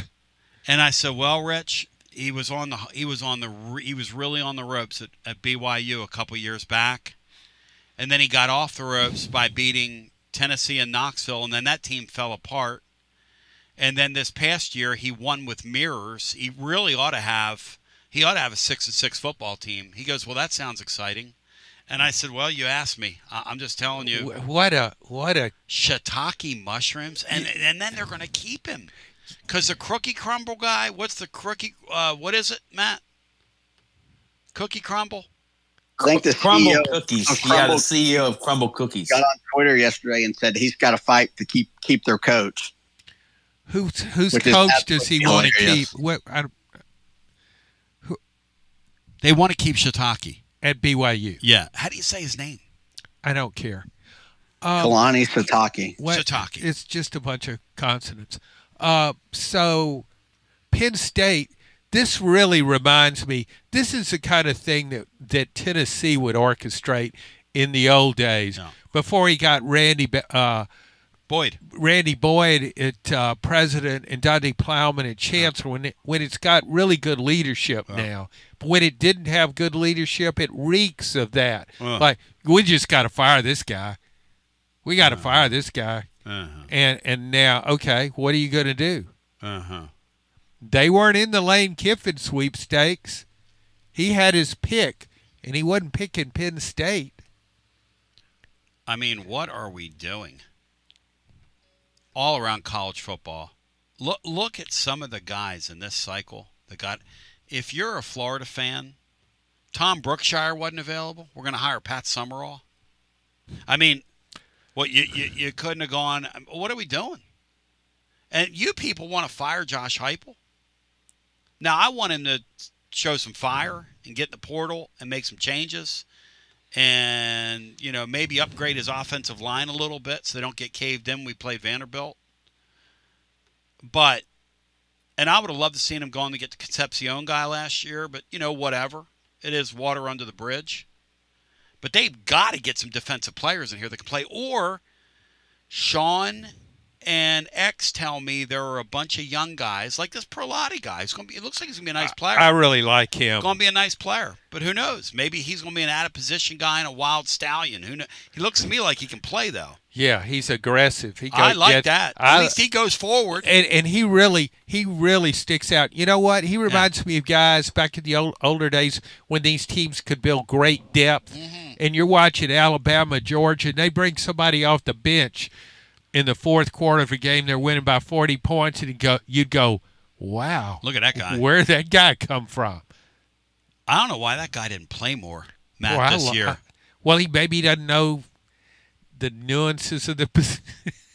Neither did anybody else that we put out there at linebacker either. Looked like electric football, man. Saturday. At least he flew around. I mean, Thank he didn't. you. Maybe he didn't know where he was going, but he flew around. Nobody else on our back seven did. Other than 2 defensive tackles, 2 new safeties, middle linebacker or 2, I'm not sure we have a lot of defensive needs. Let's go back to I'm talking like high-level guys. Now, maybe those guys are there. Maybe those guys are on the roster. But see, my point is, if you're uncertain and you see somebody in the portal that you can afford and you can get, then don't hesitate. And it doesn't have to be, and we'll go to the phones, a guy from another high-level D1 team. It can be a guy from 1AA that you identify. This is where the Indianas of the world are winning, because whoever's doing their identification, I would go to them, and that's the guy you want to pay a couple $1 million to. Whoever is that person, they're pretty freaking good at it, because they've got the metrics say that they don't have a talented team, but your eyeballs tell you something differently. And I've always been an eye test guy. You know why? Because I meet the eye test. Hello and welcome into our next call. You're on the air. I've always met the eye test, damn it. Oh, man. Hey, what's going on, Tony? Hey, I didn't even know he was there. Wow. Sorry. Let me pose this, because here's my thoughts on the transfer versus firing Tim Banks. I'll give you guys a choice. We can have Auburn's pick of the litter on their current defense. Did you see those boys running around hitting in that Alabama game? Mm-hmm. They were doing some damage. Yeah, they were doing some damage. We could have their pick of the litter, but you keep Tim Banks, or you hire DJ Durkin and go to the portal and tell him, DJ, you have carte blanche to fire the whole staff if you want and bring your dudes. Who are you picking right now if you're Josh Heupel? Or who would you rather Josh Heupel do? Oh, I wouldn't play around with DJ Durkin with his past. No offense to him. Yeah, but look at the results. I wouldn't. I wouldn't play around with him. Bad example. Let's go another defensive coordinator. Yeah, you pick who you want. Oh, I go get another defensive coordinator because if I'm Josh Heupel, I go get some fresh ideas on offense, and I go get a new approach on defense. I totally flush this defensive thing because I don't think Rodney Garner's going to be here after this year anyway. And no offense to him, he's really old. And we need some young, hungry guys. No. Rodney Garner is the one guy worth keeping. Well, definitely. On their defense. But the rest I know, of them, but I'm just saying he's not getting any younger. Well, it doesn't matter. I'm not going to practice ageism. He's still very good at what he does. Having a defensive coordinator that doesn't recruit and doesn't defensively coordinate, Matt, what else can this guy do? He doesn't recruit. He doesn't defensively coordinate, Matt.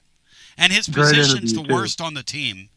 But other than that, help me out. Help me see the light here on Tim Banks, Matt, if I'm missing something. I think you can upgrade at that spot big time. He's very good at press conferences. Yeah, he's really good at press conferences. But my point is, we're like, you got to drill the portal. Let's say we slam dunk the portal and Tim Banks is the DC. I mean, that Georgia game 2 years ago with an elite defense, he got pantsed. Yeah. And I understand Ohio State was abnormally good on the outside in Columbus. But let's say we have that good of a defense again, but he's the coordinator, and it comes nut-cutting time. Do you feel better? No, you can't bring this guy. You got to have a serious program. And Heupel gave a serious quote to Chris Lowe, and now he's got to back it up with some serious actions. Well, guys, I hope so, because I love Coach Heupel. Well, I wouldn't say I love him. I really like Coach Heupel. He seems like a nice guy. This is I went from after the Florida game, no way Negative can be right, to Negative might be right, though he does wake up every day and say, today could be the last day. One of these days he's going to be right, and congratulations, you win a crappy prize. But Josh Heupel coached terrible this year. Can we say that?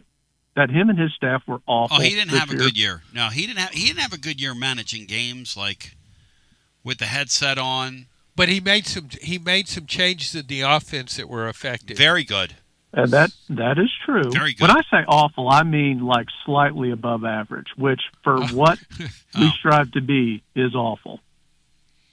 I mean, I don't know. Am I too worked up, guys? What do you think? Because I'm going to watch Kirby Smart 8 out of 10 times in Atlanta. Yep. And I'm sick of hearing they just got better players. Perhaps he's really good at this, and there's something we can learn from him. Well, and I'm going to watch. Yeah. My guy, Kurt Cignetti, maybe beat Ohio State. Probably not, but maybe. Yes. Is it just, lucky year, Vanderbilt? What are you going to do? Or maybe we can learn and get better. They work the officials. That's one thing they do. DC 7035. That's such a small part. Kirby's teams get better throughout the year. They're always much better at the end than at the beginning. He's the best coach in the sport. And if you want to argue Cignetti, maybe you can. No. Kirby's way more. They're right up there. I mean, Kirby Smart's got the best program in the SEC by far. And the guy at Ohio State, who everybody sleeps on because he looks like Rugged Butch Jones, can really coach as well. But you know the thing about Indiana, and people say this, Sean, I want you to tackle this. Indiana DC 7035 says they haven't played anybody. Quit talking about Indiana. They don't matter. What do you say to that, John? No, they went to Oregon, and that's a tough place to play. They beat Oregon by 10 points on the road. That's, to me, the best win anybody has. And another game that really got my attention with Indiana. Illinois, exactly. It's Illinois the baseball equivalent of a perfect game, they did in football. Yeah. That is pitching a perfect game. Illinois is they're pretty good. There's 7-5 type team, 8-4. Yeah. Yeah. and they beat them 63-10. Damn. No, John. And I know the you're win right. at Penn They State's scored that impressive, late even though Penn touchdown. State You're wasn't right. very good. Say it again, Matt.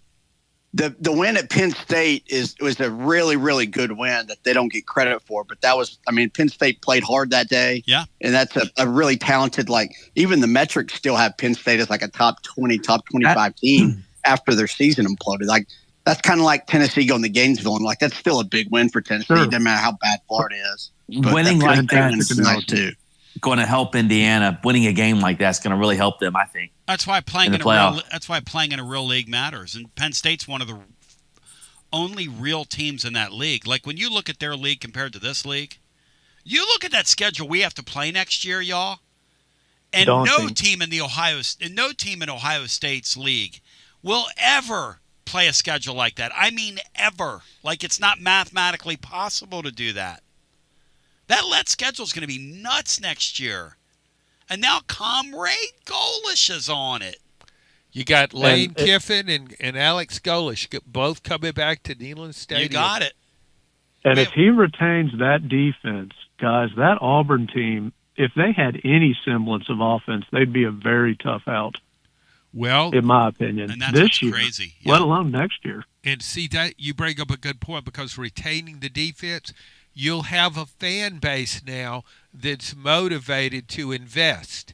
The NIL people will invest because you got a new coach. You're fired up about him. This is a change.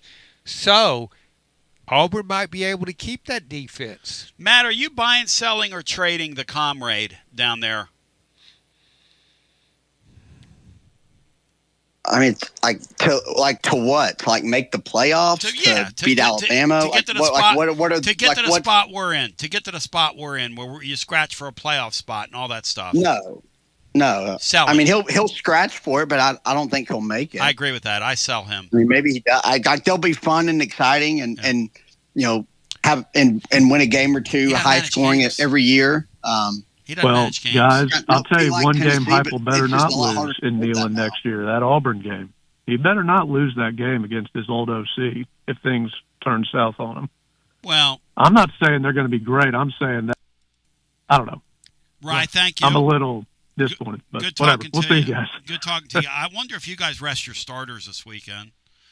Speaking of Indiana with Ohio State, I don't know what's in it for any of these teams. What's in it? It might be something in it for Alabama, because if Alabama gets whacked in the SEC championship game, you could make an argument that they don't belong in that thing. No. Why, Matt? They're the best. They had the best record in the SEC this year. You're not going to penalize them for losing the championship game. You're going to penalize. Who are you saying won't make Alabama? 2 losses. 3 losses. Oh, no, you're not going to penalize them for losing the they'll SEC. be the 3-loss team that gets in if they lose. That will not ever happen. They're not going to penalize. Come on, Tone. It seems like the Big Ten and SEC there is no point. What is the point of playing these games if they don't count them? They shouldn't play them. They matter for the ACC and Big 12, but I don't know about the ACC. Then why don't they put... They matter for money. It's TV money. Exactly. Why don't they... the only reason you expanded the playoffs. You didn't expand it to create parity. Why don't they put on there, we're doing this, these are exhibition games. If they don't count, if you're going to count SMU doing what they did last year, and that's a reason you put them in, then why, if Alabama gets whacked in that championship game, and I mean gets whacked, not loses, but gets whacked, which could happen, by the way, why don't you then turn around and, because the team we're playing's is pretty damn good, why don't you then turn around and say you're not in the playoff? Remember what the power base is in this whole thing. It's the SEC and the Big Ten. Greg Sankey, the SEC commissioner, is not going to ever allow the team that loses in the championship game not to make the playoff. What about if it was us with 2 losses? No SEC team's going to get knocked out of the playoffs by losing in Atlanta. That's not going to happen. What about if Vanderbilt would have gotten there? Never. Doesn't matter. They didn't get there. No, it doesn't matter. If they had gotten there, they would already be ranked in the top 10. He's right. They're basically saying just what you said. This game really doesn't matter. It's seeding. It's a game for seeding. It hurts my heart, y'all. So, are you currently a residential electrician? Would you like more benefits, better pay, more upside? What about a $3,000 signing bonus? Free company-paid health insurance, annual profit share, company vehicle, gas card, much more. Call Advent Electric today. Advent, known for their large commercial jobs around town, and due to high demand, they're adding additional roles for their residential department. Maybe you know a friend, family member that's a residential electrician. Spread the word. Email hr@adventelectric.com. hr@adventelectric.com. 865-588-0631 and ask for the Tony B 3K signing bonus. Advent Electric is hiring. You got to dream about buying some land and building on that land. Well, Waterside Contracting is your ticket. 25 years of making dreams come true, Michael Scott. For hundreds in our area, custom homes or remodels, Waterside Contracting will build on your lot. They do incredible work all over the area. Structural integrity, quality without compromise. It's a way of life with Waterside Contract. Check out the wonderful work Waterside does. WatersideContractingLLC.com. When it's time for your dreams to come true. Quality without compromising. Waterside Contracting. College football fans, Chris Fowler here with the play call. This season, go for Dose with ice-cold refreshing Dos Equis. It's more than a single play. It's a mindset. Think of it as a 2-point conversion for real life. Taking the risk, making the bold move. Whenever we get the chance to go big, we take it. On the field and off, always go for Dose with Dos Equis. Enjoy Dos Equis responsibly. Copyright 2024 Dos Equis Lager Especial Beer. Imported by Cervezas Mexicanas, White Plains, New York. Hi, I'm Jim Simpson, owner of Simpson Meats. When's the last time you grilled a really good burger or steak? One your friends still talk about. Our goal at Simpson Meats is to make that happen every time you have a cookout. All of our cuts of meats, steaks, burgers, briskets, and pork are always fresh, flavorful, and sustainably sourced. We are family owned, so we know the importance of knowing how and where your food is raised. We have been putting quality first since 1888. Visit our butcher shop off Lovell Road or online at simpsonmeats.com. Tony Basilio, and we are live once again with Chad Stockton of FC Alliance. And Chad, you're out there on the field, 100 strong here in Knoxville. Talk to me. What's been going on with FC Alliance now that the weather's heating up? We're out here for the first night of the boys' tryouts. We have over 400 kids that'll be here tonight.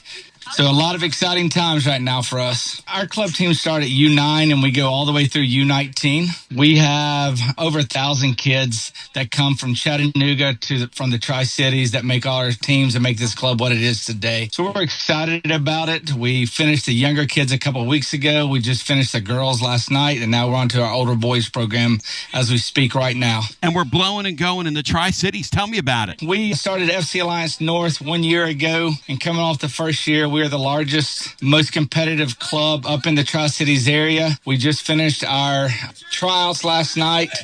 Looks like right now we will be well over 400 kids for the upcoming season. So great things happening up there. We've put our boys into some really good regional leagues. So we're excited about what the future holds for them and also our girls programs. If you want more information, check them out at fcallianceknox.org. That's fcallianceknox.org. Chad Stockton, keep growing the beautiful game here in East Tennessee. Absolutely. Thanks, Tony.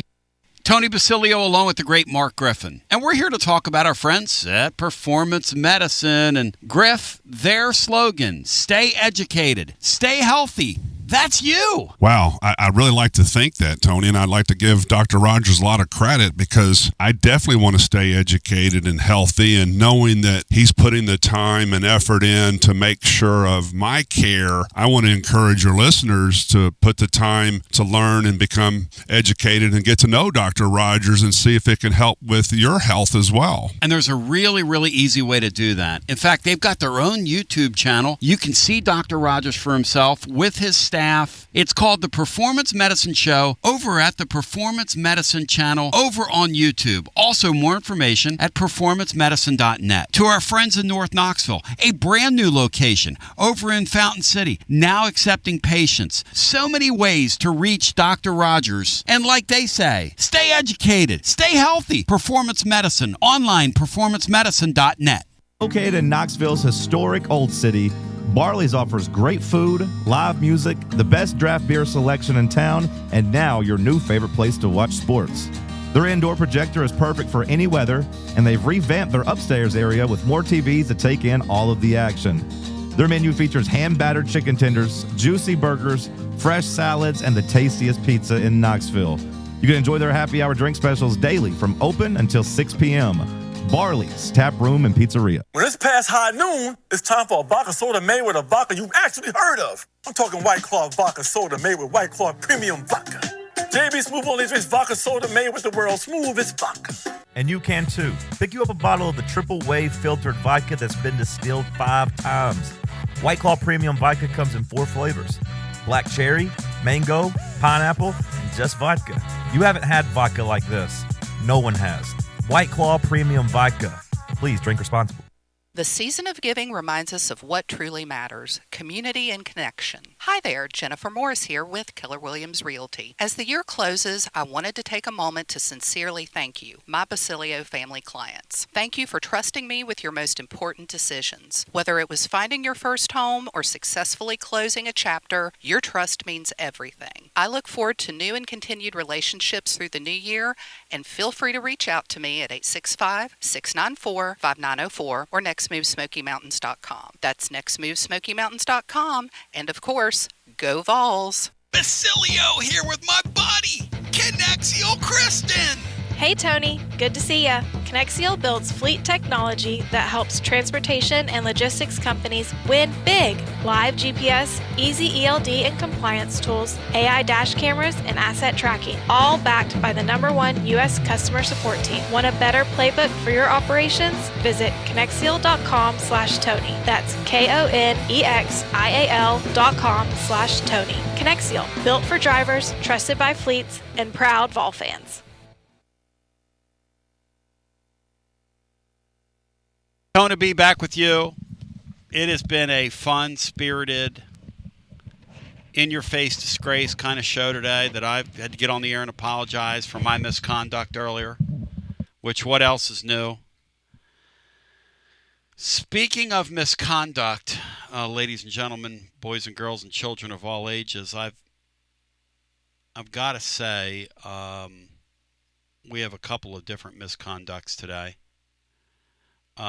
First of all, I want to apologize to Mike Waters, who is with your, ladies and gentlemen, Syracuse.com. The Vols play Syracuse tonight. We have in the ACC SEC Challenge, and Mike, you've been there for a hot minute, as we'd like to say in the trade, and I apologize for that. We had a startling and shocking football game over the weekend, and it's kind of got us all like sort of freaked out. You've been there and done that. But, Mike, you're with Syracuse.com. I welcome you back to the program. And I'll tell you what, that Orange team, without their best player, played hard and played well over the weekend. They did. Syracuse did exactly that. They were out in the Players Era Festival in Las Vegas, the same event that Tennessee was in last week. They played hard. They played well. They played 3 nationally ranked teams, Houston, Kansas, and Iowa State. But all of that, if you don't win a game, doesn't get you much. It doesn't boost your NCAA tournament resume. You don't get that quad 1 victory away from home that's so vital, especially if you're a team that's, if you're lucky, you're going to be on the bubble. And that's the thing that gets you from the bubble into the field, and Syracuse hasn't been in the field in 4 years, which is still shocking to say out loud. Without their best player, Donnie Freeman, 6'9" sophomore forward, leading scorer on the team this year. He's got a foot injury. They go out, and they took Houston to overtime in game 1. And they had the ball at the end in regulation, had the ball, scored tied, plenty of time on the clock to get something, and they got nothing. They killed themselves that game. They shot, their free throw percentage was in the 40s. I think it was 41% from the free throw line, which is middle school level free throw shooting. Maybe I'm probably really, that's probably an insult to middle schoolers everywhere. Yep. The next day against Kansas, they were down 2 with 5 minutes to go. wound up losing by about 10. But again, in another game where they shot 55% from the free throw line. So maybe that's middle schoolers. But it was a tough trip for Syracuse. They played all 3 games. The next day they played Iowa State. Close at halftime, got drilled in the second half. It looked like a team that basically had just they had used up all the gas in their tank. That's just kind of what stay happened with with all these incredible teams. But we'll see. I mean, they've got to get a win here in the non-conference to boost their resume. And really, the Tennessee game tonight is their last best chance. Because Tennessee's smarting after what happened last week with Kansas. Tennessee ran out of gas against Kansas. That's a very tough event. You're playing, generally, in that event, you're going to play a very good team. You're going to play 3 of them in 3 consecutive days. And essentially, by that 3rd game, you are worn to a frazzle. I don't care. The deepest teams out there were worn. I thought Syracuse really took it out of Houston the night before. I did too. Yeah. Yes. I think that really helped the Vols. I give Syracuse an assist. Like, I'm a hockey fan. I would give Syracuse, I'd say they scored in the Tennessee game. I would give them an assist. Mike, the thing that stood out to me about Syracuse is if they can get Freeman back, it looks like they have the makings of a nice club when they get into their league. And obviously, they're going to get quad 1 opportunities in that league. How many, we don't know. It looks like the ACC's better this year. When you said Syracuse hasn't been in this watered-down 72-team tournament, basically, where you have the 4 play-in teams as well, that just boggled my mind when you said that, Mike. That just can't be, can it? It doesn't sound right, but it's true. Jim Boeheim's last 2 teams, neither one made the tournament. One of them, his next to last year, actually, they had a losing record. It was the first losing record in his entire 47-year tenure as the head coach here. And then the next year is his last year. They actually had a decent team that they were a little off the bubble. They were on the wrong side of the bubble, and they never really had a chance to get into the tournament that year. And Adrian Autry, he's now in his 3rd year as the head coach. His first 2 years, the first year was okay. Yeah. They won 20 regular season games.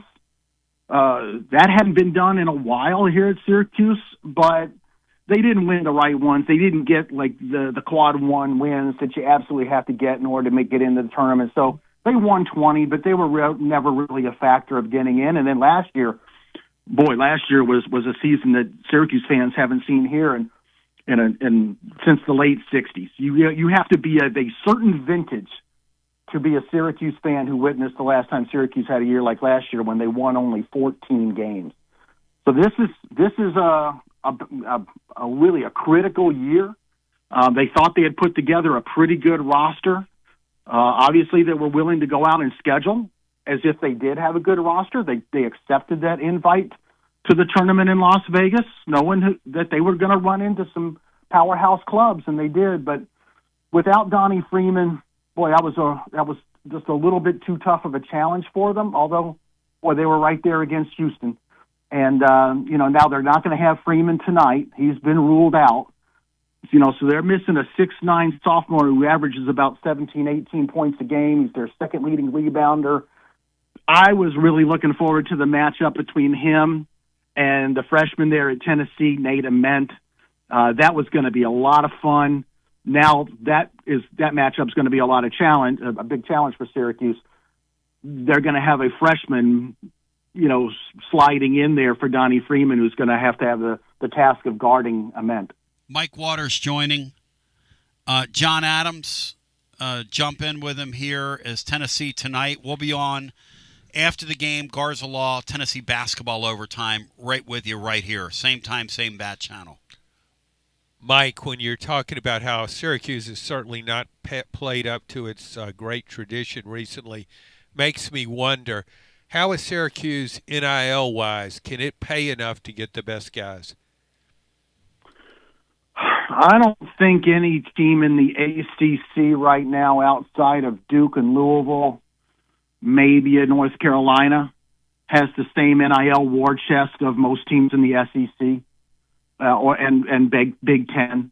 those conferences, their athletic programs just loom over the rest of the college basketball landscape. I'll tell you a little story. Last year, Alabama, for this same ACC-SEC challenge, went to North Carolina. And I talked to the North Carolina folks shortly after that matchup, and they were blown away by the size of Alabama's staff, not just, all the assistant coaches, all the other support staff, film. North Carolina folks told me they had to set up, they didn't have room in the row behind the bench for everybody that was in an Alabama golf shirt. They had to set up tables in the hallway where Alabama's in-game film crew was set up, so that the assistant coaches had stuff on their iPads for timeouts and all that. And this is North Carolina, who's looking at Alabama and going, wow, you're seeing how the other half lives. Syracuse is not North Carolina, so no. They've got a pretty good, improved NIL budget over the previous year, but still, you're not in the same league as like the Alabamas, I would dare say the Tennessees, Floridas, all these other SEC schools, because just your entire athletic budget's different. And as I try to explain to people up here in Syracuse all the time, there's a difference between Tennessee, Kentucky, Kansas, North Carolina than there is Syracuse. Yeah. Those are all state schools. Those are land-grant universities. People grow up in those states, and if they didn't go to UT or Kentucky, well, then their wife did, or their uncle did, or their cousin, or their kids will, and you grow up as fans, and then you largely stay in that area. Syracuse, Northeastern private school, large population of their students come from well outside the area. Locals support the program, but a lot of locals can't afford to go to Syracuse University. It is, it's the price tag's amazing. There's other state schools in New York State that you go to, but you cheer for Syracuse because it's got the dominant athletic program. And, these out-of-state students come in, they go to school here, they have a nice 4 years, and then off they go, and they leave the area, and there's a little bit of a disconnect. And you don't have that for, like, Oklahoma football, Texas football, Tennessee football, Kentucky basketball. It's just very, very different, and it's really, really hard to compete in today's athletic world when that's the case. It's it's an excellent point that you bring up, and having spent some time in that area, I mean, it's extremely isolated there. It's hard to get to. It's got to be jarring, though, for that Syracuse fan base that's, like you were saying, of a certain vintage. I'm a 50-plus person, and I just never dreamed Syracuse under any scenario could look the way they've looked, where I'm looking at Syracuse the other night, and you'll appreciate this, Mike. I'm looking at them, and I'm going, that's a really nice little scrappy basketball team against Houston that fought back from a double-digit deficit. Boy, I wish they'd make a few foul shots here and win this game. Is kind of was the thought I kept having. I feel sorry for those kids. They've left so many points on the just like you say, the middle school kids would convert. That's just not the way we've thought about Syracuse basketball down through the years. But I found myself having that thought as that game was going along, like they're a mid-major team or something. It's not quite that bad at mid-major, but I know what you're saying, John. You're absolutely right. I've been covering Syracuse basketball now for this is my 38th season. So wow. I go back to the days of I know I probably shouldn't have admitted that. I go back to the days of Derek Coleman, Billy Owens, Sherman Douglas. Oh yeah. Juggernaut teams. I mean, Syracuse used to come out of the tunnel and onto the court, and with Derek Coleman there, other teams were afraid of them. And maybe just not even in a basketball sense. A lot of them were afraid Derek Coleman was going to beat the crap out of them. And then you move on through the years, and guys like Lawrence Moat, John Wallace, Carmelo Anthony winning a national title in 2003. It's different. I tell you what, but the sports has changed, and it's been tough for programs like Syracuse to keep up. Obviously you made a drastic change about 10, 12 years ago when you left the Big East. Syracuse leaves the Big East, and Yeah, I think it saved the athletic department. It saved the football program, but it was not a great move for basketball because basketball lost its identity. It lost its branding. Your recruiting areas. It was more of a challenge now to get kids from Jersey and New York City and Philly to come up here. And none of those places are very far away. I mean, it's a 4-hour drive from here to Philadelphia. Same for North Jersey or New York City. So you could convince a kid to go away from home, but not really that far away from home, and then offer them a lot of road games where moms and dads would be able to see them play Seton Hall and Rutgers and Villanova. And it really wasn't hard for mom and dad to get up here on a weekend for a game whenever they wanted. And now you've lost that. You can't offer the same thing in the ACC. It's a tougher sell. So I think if you look really at the decline of Syracuse basketball, I think it starts with the move to the ACC. Mike Waters joining, and he's an excellent guest, as you can hear. 38 years of doing that. Bri, hold your thought, because I want to say to the radio listener, I love you and I appreciate you. We're getting ready to go away, but we're going to stay on and do an overtime. A blank overtime. Your ad here. Overtime. Since we've lost our title sponsor there, but thank you to TLD Logistics, who was with us for a good 4 years, which is a wonderful run. They change management. These things happen. I love them. I appreciate them.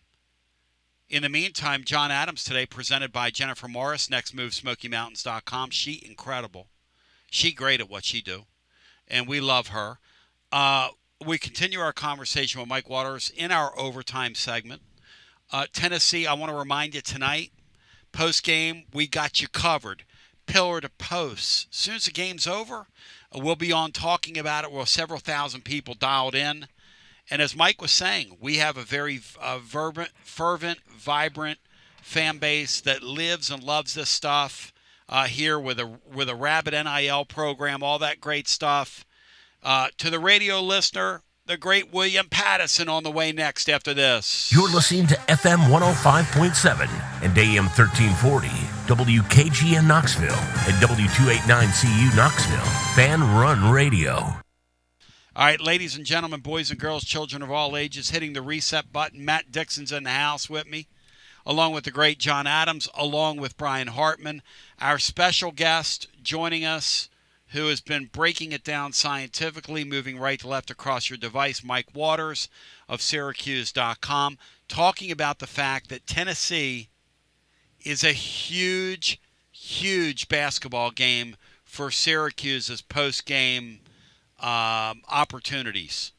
And look, they've got a team that's going to get the Freeman kid back. They obviously are better than they've been. They're going to have to win tonight's game without Freeman. And, Brian, you wanted to jump in here. Go ahead, Brian Hartman. Jump in with Mike Waters of Syracuse.com. Carmelo Anthony's son is playing for Syracuse.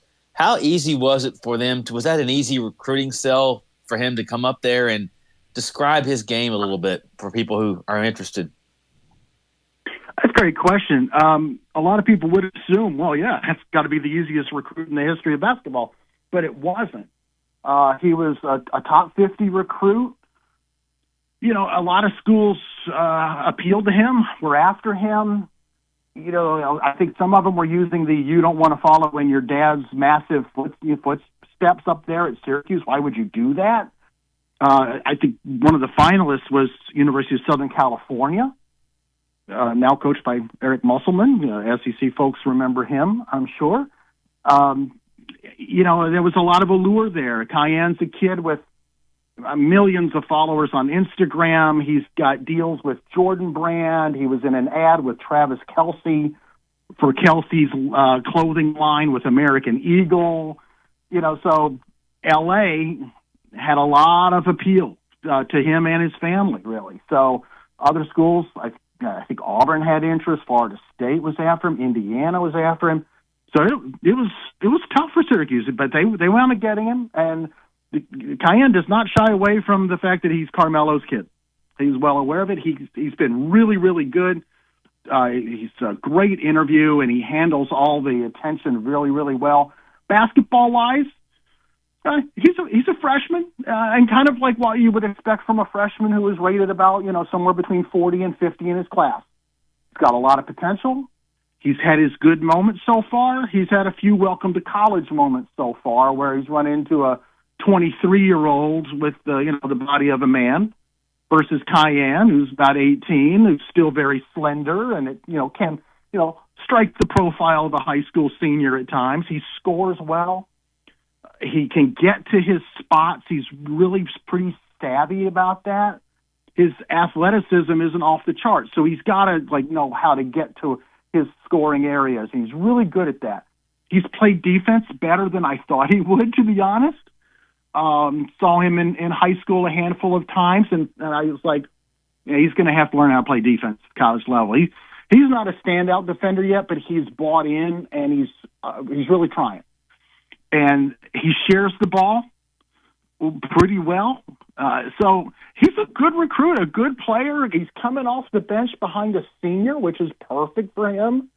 And I think he'll be important tonight because with Donnie Freeman now, they're gonna be looking for offense, and they struggled out in Vegas with finding scoring. They really had no consistent scoring from anybody other than a reserve forward named Tyler Betsy, whose game is basically just I stand out here and shoot threes if I'm open, which is nice to have that guy, but it's not the kind of guy who's going to win you a game. So they're going to be looking for Cayenne Anthony and a couple other guys to create offense tonight.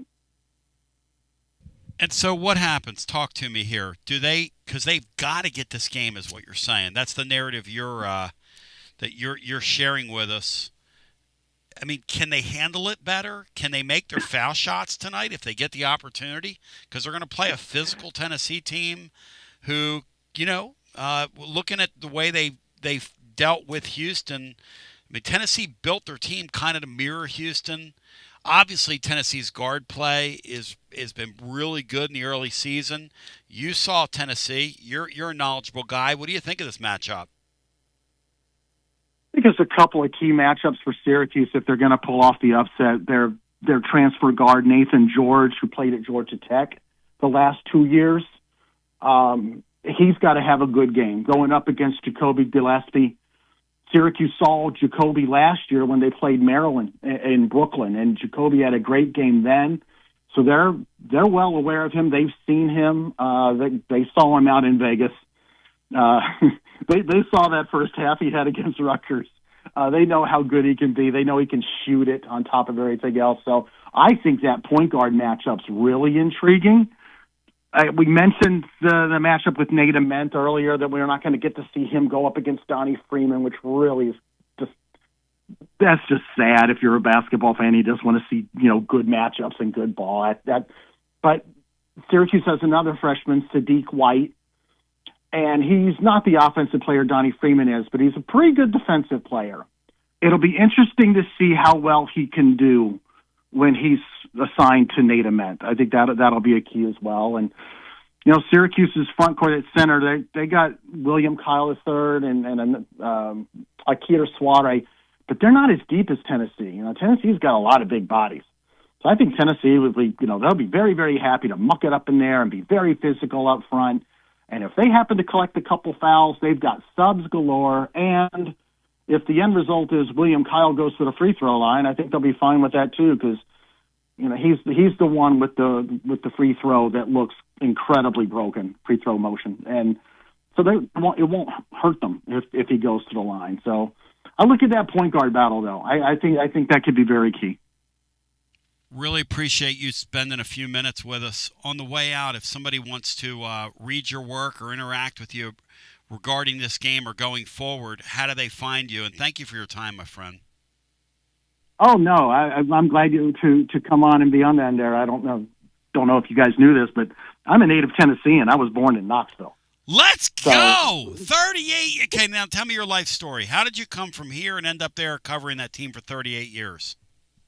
I must have been an evil man in a past life to somehow go from Tennessee to Syracuse for 38 years. But no, I was born in Tennessee. My parents both went to UT. My grandfather actually was vice president of the university a long, long time ago. So on my dad's side. So yeah, what was his name? As a kid, I went to basketball games at Stokely, and really, I used to go to swimming meets. at the aquatic center there. Loved that. So, I was all over that campus when I was a little kid. Mike, so what year would that have been that you were in our midst? What era? What time period? Well, I was born in '63 and born right there in Knoxville at Fort Sanders Hospital. So from '63 to about '76. So you saw the Mears years. I would have been there. And yeah. Yeah, I mean, my favorite Tennessee basketball player when I was a little kid was Jimmy England. Wow.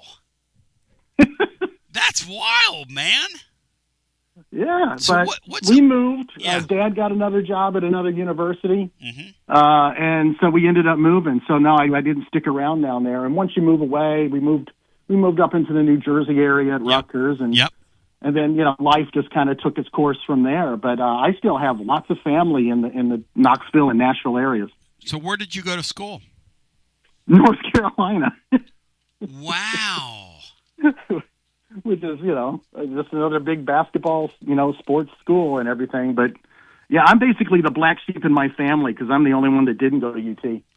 What is it like for you to see Tennessee basketball, from your perspective, climb way on back to the top of the sport like they once were when you were a little kid?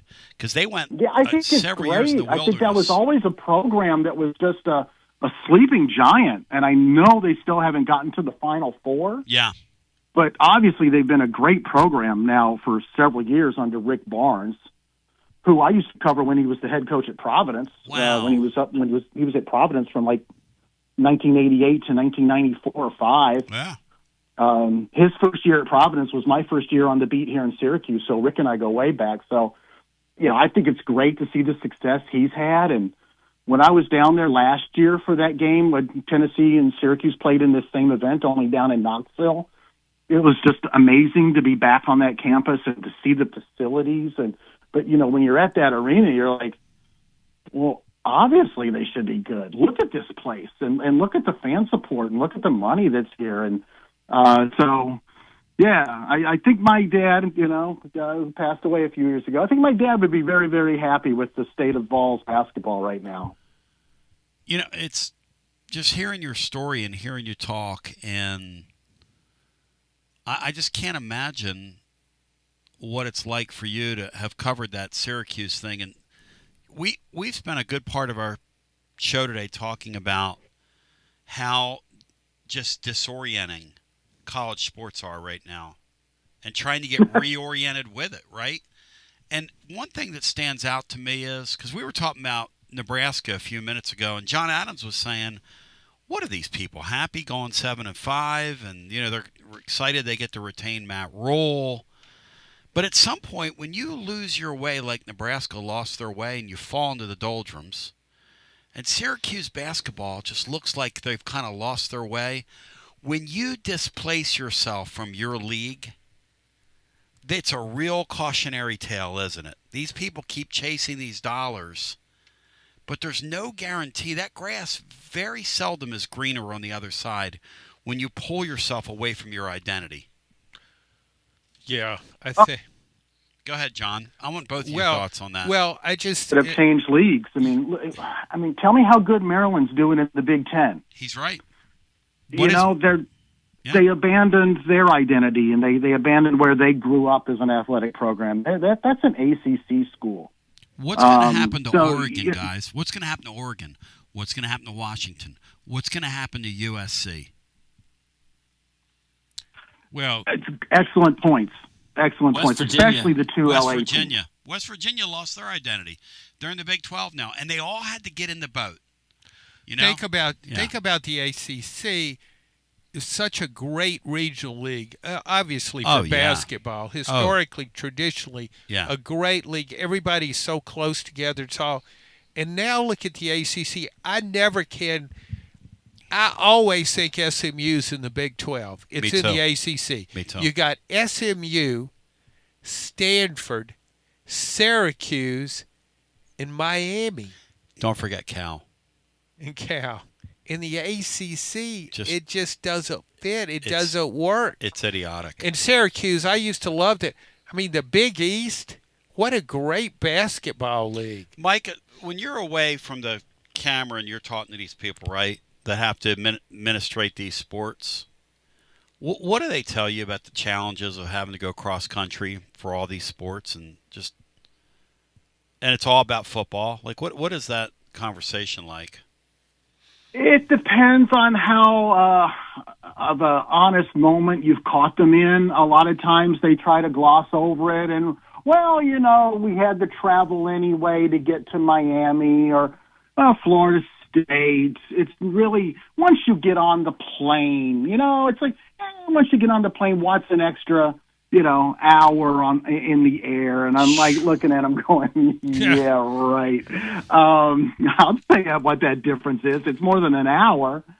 It's tough. And I think it costs a little bit more in finances. Yes. It costs, there's just all these residual costs. And the big cost to me is the cost to the student athlete in terms of, what we're asking kids to do, as universities chase the almighty dollar, flying cross country for a regular season game against California is just crazy. And, those West Coast kids had to come this way basically for half their conference schedule last year.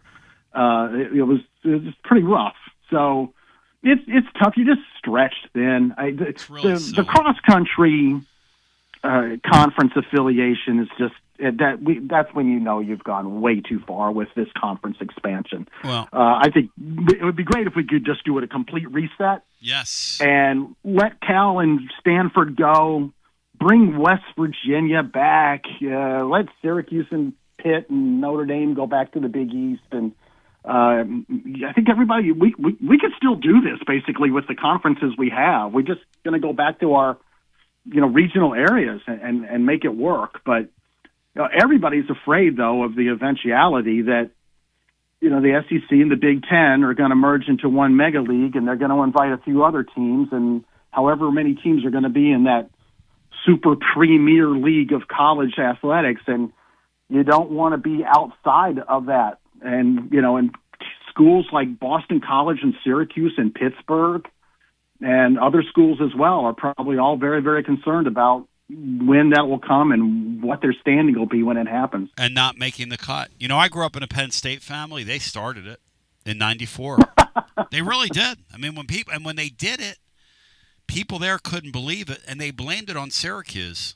They blamed it on Syracuse and the other Eastern teams because we wanted to allegedly form some kind of Eastern League, but they hid behind their greed. They made the greed play.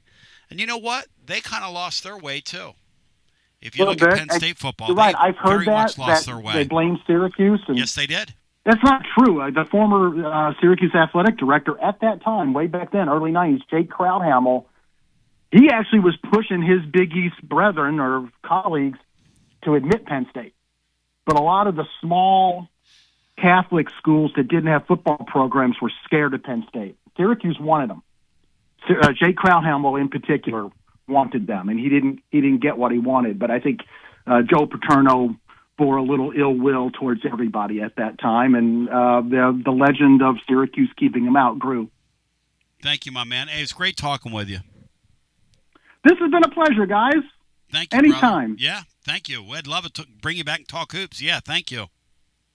All right, you guys have a good rest of your day. Hey, have a great one. Brian, please circle him because that's a guy I'd like to visit with. He sounds like he really loves his hoops, knows his hoops.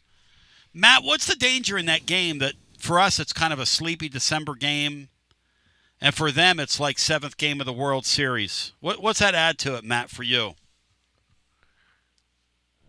Well, given how Tennessee played against Kansas, I'm not sure Rick Barnes is going to allow it to be a sleepy game. Amen. But, I mean, you go up there, it's probably miserable weather, cold, snow. Oh, God. So you just don't really get going. I assume they still play the 2-3 zone. Maybe you just have a really bad night shooting and the zone kind of gets you. And for whatever reason, you can't grab rebounds and Syracuse makes some shots, which they clearly haven't done from 3 and especially the free throw line. But maybe they have one of those nights where the shot just goes in. I want to just share And then we'll go to the phones at 865-200-5402. The announcement on Joshy Boy. The announcement on Joshy Boy is presented by our friends at VIP Play, ironically enough. Because Joshy Boy likes to place a bet from time to time. And you can bet that his counsel was lobbying hard, Commissioner Bockwinkel, too, on this matter. We'll get to it here momentarily. Go claim your VIP Play welcome bonus. Bet $20, get $100 in bonus bets instantly. Brian, the line on tonight's Syracuse game is? Tennessee is -7.5. Let's go. John, if I forced you to play it, what would you play? The Vols on the road in a sleepy December game, 7.5. Against a Syracuse team that if they shoot 50% from the foul line are having a really good night. Yeah, I don't know if I'd think Tennessee will win, but I don't know if I'd want to give that many points. Woo! 7.5 is a lot of points in one of these games. The ACC-SEC matchup, a concept so compelling that I don't know 3 of the other games. I do think North Carolina and Kentucky are playing. Yeah, they play at 9:30 at night in Rupp Arena. 9:30 tip-off on a weeknight. Because they care about the fans. Because we care. They do, the TV fans. Because we care about the fans. Because we care about the fans. Don't we, Matt? Don't we care? The direction. Their fans are the number one priority. Yep. The directional school Tennessee played a couple weeks ago where they made us miss Tennessee State or somebody. 8:30 tip-off. It was because... Brian, what was the 6:30 game? When I saw this, I couldn't believe it. Do you remember, Brian? I honestly don't remember. Oh, it was Florida and like Bethune-Cookman or somebody. It wasn't even like a good 6:30 game. And they inconvenienced our fan base with an 8:30 tip on a cold winter. It was wintry that night. But let me get back to my friends at VIP Play because I digress. They're live always. 200 leagues. Numerous bet types, props, and options. I had a heartbreaking one last night because my Flyers and Penguins were tied in the second period, and then we lost our best player, Tyson Forrester, and it all fell apart from there, and I lost my bet. VIP Play where everybody gets treated like a VIP. If you have a gambling problem, 800-889-9789, 21 and over, located in the great state of Tennessee to place a bet. And let's go back to our phones and get our next call. If you want to get in the hunt and in the mix, Joshy Boy, I'm sad to say, and Bino said it yesterday, has gone from under wing to under suspension. Because when you reject being under wing, a Joshy Boy under wing never would have said what he said about our head coach Saturday night. I don't want to repeat what he said on Saturday night. I do want to read this. Can you paraphrase what he said? I cannot. Brian, would you like to paraphrase what he said? Well, it has to do with... Don't you dare. How about you, Brian? Matt, would you like to paraphrase what he said? No. Thank you, Brian. That was the answer. I'm not sure the suspension can be long enough.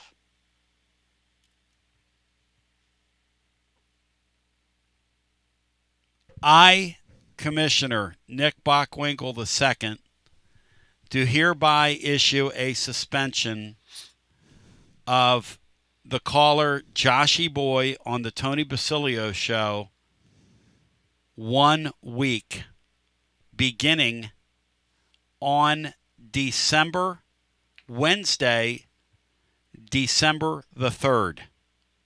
Joshy Boy will be suspended from December 3rd through December 11 as per my ruling, conduct detrimental to the program. Was he not complimentary of Heupel? It was a little worse than that. Back to the phones we go. We thought that it got tamped down by our systems, but apparently it got through on our YouTube. Apparently it lives because that's where Laura had to go get it. And Vol in Kansas City said that's a very generous suspension.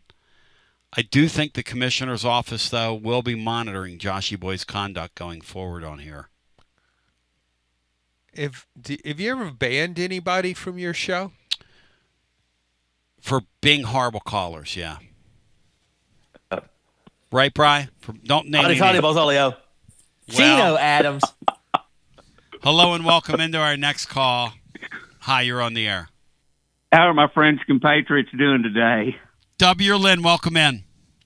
Tony, who was that last guest you had from Syracuse? Mike Waters from Syracuse.com, who grew up here. Still has this place in his heart, W. Lynn. You can hear that. I loved hearing about that because I used to go to swim meets too, and of course I lived in Stokely. So yeah, he's a guest that I'd love to hear him anytime he wants to talk because I'd love to hear him talk about the Big East and all that stuff. Because what should have happened 35, 40 years ago, Penn State and Notre Dame should have led the formation of a permanent Big East conference. That's what should have happened. That would have been a pretty good league then. Oh, yeah. And Penn State going to the Big Ten, that did start a train wreck. And what would get everybody back to their geographical roots, it would take a television contract equal for all 40, 50, 68, how many schools you want to have. That's the only way that's going to happen. That's the only way Maryland would go back to the ACC. If a national television contract gave money to every school equally, that's the only way you'd have the old Southwest Conference, maybe, the old Big Eight. Well, W. Lynn, we're not going back there, though. That ship has sailed. It's going to be 40 to 30 teams. It won't even be a combo of the Big Ten SEC. It's going to be Northwestern's out, Mississippi State's out, Ole Miss is probably out. It'll be 40, maybe even 30 teams eventually. And it'll be sad, but it's going to happen, but hopefully it won't happen in my lifetime. I kind of like to keep the SEC together and but that's the way it goes. But you know what I would do, W. Lynn? If you made me king, I was telling John this, I would go back to exactly the way it was in 1987 when I first arrived on campus. Right. We would have the polls. We would have arguments. We would have the bowls. We would go back. We would take replay out of the thing. We would go back to being regional. We could still fight for players. And you could even still pay the players. You could do what you're doing now, but go back with geographical integrity. The sport would be so much better if we did that. Like Matt thinks that I'm a playoff guy. I hate the playoffs. I hated the idea of the playoffs. I'm a bowl person. I think what we've done now is, what do the bowls mean now, John? Tennessee apparently is very close to being the thought is they're going to end up in the Gator Bowl, right? What does that even mean? Well, not only that, but what team will you field on that day for that game? That's right. It's going to be like a spring game. The bowls are going to be like spring games. We'll see next year's team, possibly. Man. Sad. I wonder, since there's so much betting, betting is so prominent in all sports now, but with college football and these bowl games, why would anybody bet on a bowl game? Because you really don't know what you're going to get. I guess people that just want to bet, they're flipping a coin, but you really don't know what you're going to see on the field. No doubt. Coaches, players. That's a great point. What I want to see is that we play Southern Cal, just because I want to play somebody different in a bowl game. At least I can get excited about playing Southern Cal. Hey guys, if we're in the Gator Bowl, who potentially do we end up with, Bri? Who is it? They don't want to play Southern Cal's offense. Could it be an ACC team? I thought the ACC Gator Bowl is ACC Notre Dame. I've got back and forth between those two leagues with it versus an SEC team. Yep. So it's an ACC team. Okay. The Las Vegas Bowl is SEC and anybody from the old Pac-12. See, that would be fun. That could be Southern Cal. That would be fun. Well, how can that be? What do you mean the old Pac-12? What does that mean? That they still have in the magazines. They had agreements with the old Pac-12. So if you're like an old Pac-12 team, you could be in the Big Ten, the Big 12, or the ACC, and it still holds true that you could pull them into your bowl game. Who says that's how silly this is? I guess you can't discount anything out of hand. I don't discount anything out of hand. Who says college football is crazy? Yeah, really. It's nuts. But another thing that's Tony, I understand. Instead of shock and awe, what I felt like for 2 days is shock and outrage. That's just the way we're going to feel after losing to Vanderbilt. And I understand everybody's frustration, including yours. And I'm trying to look for some fun things to do. Like, here's a fun thing that can happen. I never thought I'd say this, but I am pulling for Duke to have an ugly win over Virginia, like 13-12 in Charlotte. The ACC champ could be left out of the playoff because they would not be a top 5 conference champ. They could be behind James Madison and Tulane. Did you know that? W. Lynn, yes, you're my man. Much love to you. I appreciate you, brother. W. Lynn's breath over here, who's a W. Lynn fan, said the following. He said, I love Smoky Grays, and with the bowls upcoming, he said, I would pay the players in Confederate currency.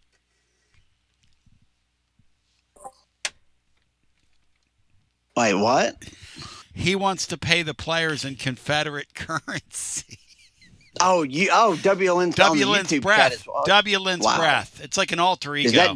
Is that considered double dipping? Or John, I mean, it's just multitasking. I guess. I think it's his alter ego because he's got like guys will come in here or gals. I don't know. It could be a gal for all I know. Women like to laugh with the show. Or so they tell me. W. Lynn's breath is not a gal. I'm going to guess. W. Lynn's breath has such greatest hits as I love Smoky Gray's unis because I still spend my graybacks. I read the magazines. One of the 90s Citrus Bowls. I'm disappointed we don't have a W. Lynn's media guide out there. When he mentioned the swim meets, W. Lynn's breath said, I took my flag to the swim meets. W. Lynn's flag. That's what we need. There's somebody. See, Matt likes. We're committing to the bit here. I get people that really go after me on there, and so I just laugh at it. It's all in good fun. That's awesome. Although they are just words. Yeah, they're just words. Now, Matt, why are you more angry with me than you are our head coach today? Just on the way out. Oh, I'm not happy with Heupel, but you're really pissed at me. That game was kind of coming. I saw that coming, and I gave myself false hope because Heupel's offense had torched Clark Lee's defense all 4 years. Yes, they'd been here, but yes. I knew Vandy was going to go up and down the field on our defense, and we can't stop anybody. And that's the best offense in the country right now. So I kind of knew that was coming. I just hoped we maybe could win a shootout. The one thing you kept saying leading up to the game, which is a great thing, and it's one of the reasons why I ended on Kyle was riding up with his mom that day. Kyle Blackburn, who Matt is doing a podcast with, which is great. I hope you guys will keep that thing up. It's so interesting. But he said, "What happened, Tone?" I said, we're going to get whacked day of the game. We even whacked. I said 45-14, which is what I told John. And John was like, you cannot be serious. I said, I just don't think our offense is going to execute long enough to hang in the game. And I know what they're going to do to poor Tim Banks, who's going to have smoke coming out of his ears. Poor Tim Banks, man. Josh Heupel, I love you. I love your show, and I'm rooting for you. And I didn't mean to jump you earlier in the program and call you not serious. if you don't fire Tim Banks, you're not serious about what you said to Chris Lowe. And I love you, and I love your show. Does anybody have any final thoughts? John, you've been incredible today. Jennifer Morris, thank you. We've got to get off because we got to go. I gots to go. Tona, I gots to go. Does anybody have a final thought here? We'll be on with you on Garza Law, Tennessee basketball overtime tonight. Yes, I got this from a pretty decent source. All right. Lane Kiffin's imaginary pet cat at LSU will be called Tigger. Thank you. Geno Adams. Lane Kiffin literally did not have a dog for 3.5 years and was tweeting from his dog's account. That is a weird sumbitch. And that's my final thought. What's weirder? Because this is our tagline up on our Twitter feed. You tell me what's stranger. Lane Kiffin. Go back and watch that press conference and watch that dude. Lane Kiffin or modern major college football. Because that is one weird some in the beach, as the great Bobby Clark once said, talking about the Russians. I love you. I appreciate you. G to the B to the O and take the VO. We love you. And for anybody that couldn't get enough of that, let me run it back for you now, just to prove that it happened. You will hear me step all over myself early in the show. Go back and apologize and very much mean it. John, you're getting ready to vacate the premises. I meant it, didn't I, when I apologized? Yes or no? Because I didn't read the article, and I'm going to go back and I'm going to read it with an open mind, and I will tell on myself. Tomorrow. There's no question I will tell on myself. And then 2 days later, you'll do the same thing. Do what same thing? You'll just throw something out there. No, I will not. No, I won't. I'll say, hey, Matt was right and I was wrong. Do you believe there ever was a Lane Kiffin dog? No, apparently he kept it for a short period of time and he couldn't take care of it. How great is the reporting from, because you and I know this McCready guy. If he really wants to dig on Lane Kiffin and put some stuff out there, how bad could it get? Neil's a very good reporter. Very connected. Mm-hmm. Very good source. And he will. Oh, yeah. How interesting could it get? Like, for instance, if I were Neil, I would ask the authorities to please produce a video from inside the car. It's kind of like Jim McElwain's fake death threats. That's kind of where we're at here. And if you wanted to get rid of... Do you remember? No, yeah, he had fake death. I know. Remember, because isn't that what happened? They said to him, Jim, okay, you got death threats. Yeah. Show them to us. Uh-huh. And he was forced to say, there were no death threats. And he's now in the... he's Central Michigan, he's in the MAC. Yeah. Yeah, he's up there macking. You know, Lane Kiffin likes to mac too, but it's a different form of macking. Keep it locked in right here at TonyBasilio.com and on your Tony Basilio app. And hey, do us a favor. Spread the word.